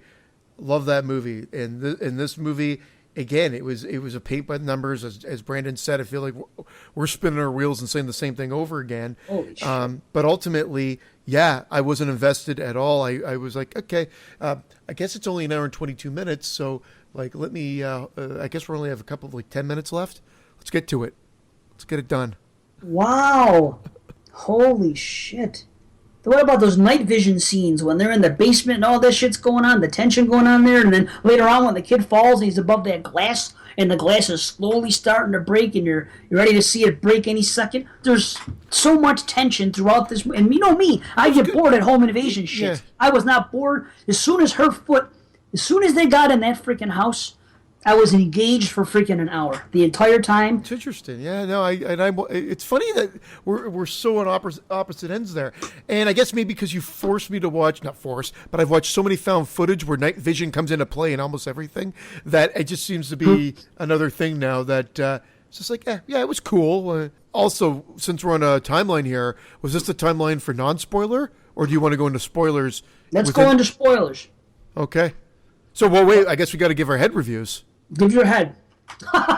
Give your head. Yeah. I guess a mild rumble. A mild rumble. Okay. I had a mild hemorrhoid. A mild rumble. Yeah. Again, Wow. when we get into spoilers, like I said, I had my main beef is with the blind man. It's characters too all over the place, but we'll get there. Wow. Exploded head, man. Full exploded head. Full head explosion. Holy shit. Damn. Wow. Well, I guess I'm not surprised because it is getting a lot of positive reviews and a lot of positive praise. I didn't know what to expect going in. I wanted to love it. The look on your face. Sorry, Brandon. Hey, You've gone I don't watch cross-eyed. trailers, you know. You know what? That twist. Hold on. It wouldn't have 5, been- 4, 3, 2, 1. Spoil. Go ahead. Twist. Okay, the twist with the girl who killed his daughter in a car accident. It was okay. Like, okay, he's holding her hostage. I've seen it before in other movies. What? Where did you ever see a twist like that? Where someone you thought was a good guy I felt like I've seen it before. felt like it, huh? I felt like I've seen it before. He's just keeping her for 9 months till she could deliver the baby, but all shit breaks loose because they let her free and he shoots her. Yeah. Yeah, but you're cheapening it. You're cheapening the impact of when they discover the girl. They don't know the reason. Then they. I was not shocked at all. It felt like The Boy, like the end of The Boy for me. Okay, Like, what I want to know. Brahms out of the wall. No, but I want to know is why did her reacting? They didn't make a noise. She lunged at them and rang that bell or whatever. Yeah. That She rang the bell 'cause she triggered was him. Was he going, oh my God, there's someone in the house? Or why did that upset him? Because then he started going into rapid mode, and they're like, how does he know anybody else is there? He suspected that there was someone else in the house because he heard the creaking earlier, but it was played off. And then once he heard the bell going nuts, was it right after that he felt around for the shoes? Yes. Yeah. Okay. So he found... It was when he was trying to get rid of the body, when he killed the kid. That's what it was. Yeah, and you know, just too much with the dog. I mean, the dog... Too much. It was enough with the dog running around. It's like, just kill the dog already. Even I'm cheering for them to come. Like, this motherfucker, take this dog out already. Oh, my gosh. Give it the Dave Z Supreme. What the No, I didn't want that dog to die. That dog was great. I mean, when they got outside and she says to him... When they got outside, it was cool. Dude, it was Cujo, but better. It was awesome. And she's like, you're worthless out here. And then all of a sudden, it's like you've forgotten. Here he comes. Yeah, and that's what gets it a couple of points there. Awesome. That scene was interesting, but then they instantly pissed me off when that scene ends, and then he comes stumbling down and just grabs her. He's still blind and understands the dog signaled him to the vicinity, the area. He comes right up 20 paces and nabs her. Yeah, the only thing is that's where they were parked earlier when they were scoping out the house when he was walking the dog at the beginning. So he got a sense that somebody was there even then. He knew because of the dog, like Chris. Yeah, but it's it's ridiculous. He's running around the whole neighborhood blind. But yet in the house, ridiculous. He's trying to save $1 million. Yeah, but yet when they're 2 feet away in the house, you can't sense where they are. Well, no, I mean, and I get that, and that one I'll give you. It was, I guess, it is a little bit silly that he grabbed right onto her. Maybe they should have done something. Okay, here's the major problem with this character. He's a sympathetic character. I thought the minute they walk into his room, and you see he's watching the video of his he's listening to the video of his daughter. It's sad. You're gonna be sympathetic, but then he goes all fucking commando and starts murdering these kids. No sympathy whatsoever, and that's the point. These characters were basically kids. Number one, he only killed the one guy that freaking pressed up on him, and he gave him a chance to go. No, he didn't. Yeah, he told him. Yeah, he was involved in that situation. He asked, how many are there of you? And he said, it's just me. Then he got up, and honestly, there was a bit of a skirmish, and I'm not even 100% sure that he even shot the dude on purpose. Oh, he executed him. Oh, he executed him. Yeah. Yeah. It was filmed. And I'm thinking to myself, okay, here's a guy whose whole story is set up about being sympathetic about losing a kid. Now he's clearly just on a murderous rampage to kill these kids to keep his secrets. But he knows that they're into that $1 million cash. He knows that they're about to get it, and it's him and the one guy. Of course, he's going to have to kill him again. Yeah, but for as sad as a character as he is, and as sympathetic as he's trying to be with his speeches and his rationale, it all comes down to money. And he wants a kid. The money's going to get him a kid. That's what it is. Why didn't the police question the fact that he had a room of pillowed walls? Forget that. They first of all would have found blood on his shoes because he stepped in the girl's blood after he shot her in the head. There would have been evidence of 3-4 people in the house. Instead, there's no evidence of any females in there, let alone the blood on the bottom of his boots that he nearly slips in when he finds out. Who says there's not? Because you saw a 20-second newsreel that said something about it? Who knows what's really going on with the police? No, they're setting it up for a sequel. No, they're not. Yeah, they are. Get the fuck. There's no way. No, that's preposterous. Don't see. Oh, so you think he let her go at the end because he was sympathetic for her and her plight? He didn't let anybody go. She got away. Exactly. He would hunt her down and kill her if he could. Yeah, if he could, but he's blind. But they'll come up with some way. Well, then that would be ludicrous, and I wouldn't have any interest in that movie. He's gonna be on a surfboard. And he's gonna surf. He's going to Cali. He's gonna be a surf instructor when they. It was ridiculous because he's like, oh well, he let her go because he was sympathetic. No, he didn't let her go because he was sympathetic. He let her go because he didn't want to get caught. The fact that he was keeping women bound and chained in his basement. So he got handcuffed after the failed attempt at turkey basing Rocky, and then she gets saved by his screw up of not killing the other guy, and they handcuff him down, and And he's they out of kick it in him, 2 they seconds. beat him down, and he's back up and out. And 4 seconds. what the fuck? I was like, I thought I blinked. I'm like, did I miss something here? It just seemed like that was a misstep. I don't know what. Okay, I agree. I guess the best you can get is that he's skilled and he's a serious veteran. Maybe he was a freaking Navy SEAL. I don't know what the hell he was. I don't know. He was an Army vet. Might have been a Ranger. Whatever he was, I think the guy was pretty intense and he knew his shit. Of getting out of a handcuff, I don't know. Who am I to say? It was only one hand that was cuffed, I think, too. But I hear you. That I thought that too. It did cross my mind. That was my least. And I will say there was some tension there when you're seeing that vial drip in his hand, and as he's approaching her, I was getting a little squeamish, and so that was set up great. And there's some. That's tension weird. there. I was getting hungry. No, there's definitely some tension there. Yeah. I'm not saying this movie didn't have any tension. That would be a lie. There were some great scenes. It's just However, the tension wasn't very hot. Fuck you. Very good. He's on his A game. It took him a while. It took him 2.5 hours, but here we are.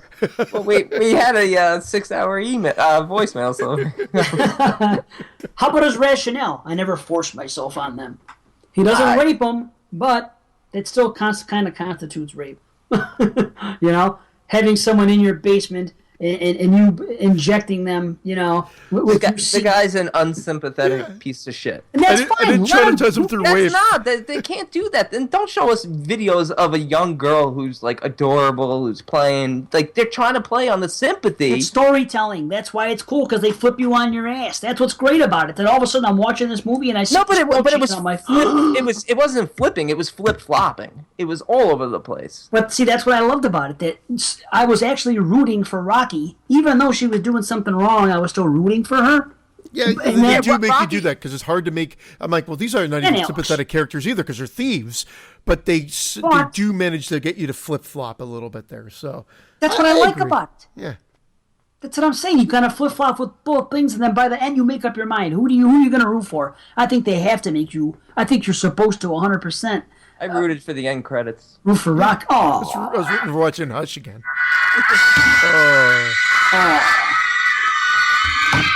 that's that. Ah, man, interesting. Wow. There's so much evidence in the house. How can they do that news story? No, Because He's clearly, it's the news.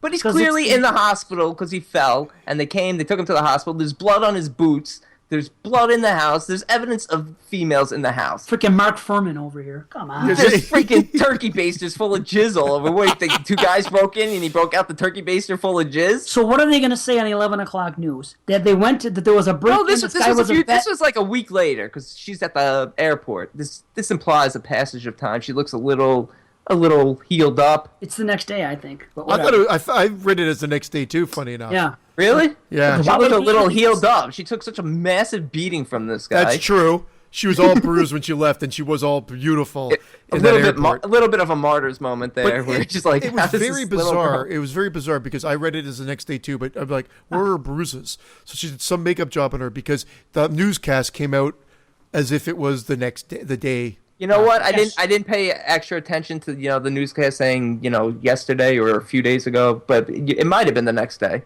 All right. Either ratings. so, I just didn't buy it. Yeah, we have to Ratings. follow. We're not going to cheat the audience again. Although we'll cheat ourselves. I'm sure the audience doesn't care, but we're sticking with the rules. Go ahead. Let's hear it. 6 out of 10. Exactly, with Christian. 6 out of 10. It's not a terrible movie. Dave, I really wanted to love this movie. I Same really here. did. But I was underwhelmed, and in the end there was just very little to no tension for me whatsoever. Wow. It felt very, very by the book, and I was just like, Saw it with my father, and we both looked at each other, and he's like, "What do you think?" I was like, He's like, There really wasn't much there. Wow. I have not been engaged in a movie, of this type of movie, of wanting someone to survive something and get away and being right there with the protagonist in a very long time. I love the way it was shot. I think Alvarez is a damn good director. I can't say it enough. I haven't rooted for a final girl that way in a very, very long time. I was. You know why I didn't root for?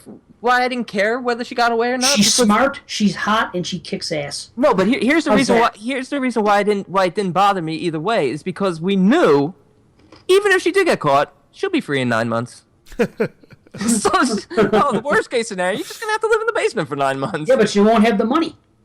Oh, okay. It's all about the money. But you get to live, and then you get out in 9 months, and you'll take your sister away, and Yeah, sure. she'll be a mother. She'll be white trash for her whole life. She'll be repeating the same shitty freaking rundown Detroit area. And the opening shot, the way they did that was Maybe he would have thrown her like $10,000. The setting was cool. That's okay. How about this? The beginning opening shot when we saw Rocky, that dragging and everything. And always pay attention to the beginning. I'm noticing there's more and more in movies. Really focus. Then later on, you see it, and you think, "Holy shit, she's gonna die. That's gonna be how this is gonna end." And again, another flipperoo, and I love it for it. And that's again. I thought one thing, which actually wasn't. I thought he was going to turn out to be a sympathetic character, and he was dragging her home, or two, he was dragging her back to his place, and it's going to pick up from there later on in the movie. But it's not going to be the last shot, which it wasn't. No, it wasn't. I'm glad it wasn't, but I still love the way it was used. Anyway. All right. Anyway, better than Hush, better than friggin' Green Room. Better. 9 out of 10. I love this movie. Wow. Oh, we could tell. But the thing is, going into it, I didn't anticipate anything. I had no expectations. And I walked in, and I was on the edge of my freaking seat for an hour. As soon as they set foot into that house, I was engaged, and I was so into it. So I wanted to be there, too. I definitely did. I definitely wanted to, but, I was disappointed. And I'm disappointed that you were disappointed. Believe me, it's not fun when everybody's not on the same page. Yeah, no, I was incredibly disappointed with the way I felt about it. I was like, I was so looking forward to this one. I thought this one might have been the best. Like I was anticipating it being one of my favorites of the year. This and 31, and then I saw this, and then all the reviews I'm hearing about 31. Don't get me wrong. Some people have said they liked it. No one, and a handful have said they loved it. You're not going to like it even, I don't think. How's that? I predict Christian will like it the least of all three of us. 31? Yes. You'll probably give it like a 6. Okay, that's my call. I love House, I love Devils, and I love Lords of Salem. Those are my 3 favorites. I know. So, okay. I understand, but I bet I'm right again. We'll see. Right. But yeah. We better get the hell out of here. Yeah. Guys, next time we are back, episode 22, we're going to have a special guest or two, and 22 is a good hint at who the guest may be. It's going to be October, so that means... Mark Nato. Mark Nato. Dave Rendoni. Mark Nato, he'll be here. Rendoni's going to be here. Mr. Watson's going to be here. And BC. Yeah. and TC. Yeah, why not? So, but it's going to be October next time we talk to you guys. So you know we got good things planned for the month. I'm not going to tell you what they are, but they're cool things. So we'll see you then. We're going to get out of here. And thanks for listening. And again, please subscribe. Oh, and one quick thing. Sorry, Dave. I will enter those 9 names for the contest into a hat and pick 2, and I will post it on the group page. And I will private message the 2 winners as well. But I will give a shout out to everyone who entered. So thank you. Very good. All right. Christian, you got anything you want to say? Good night, everybody. There you go. I concur. Good night, everybody. We'll see you next time. I feel like I just killed Dave's dog. Look at him. He looks like he looks so sad. I'm not sad. I'm sad we gotta go. That's the only thing I'm sad about. So, another outro. Officially. See ya.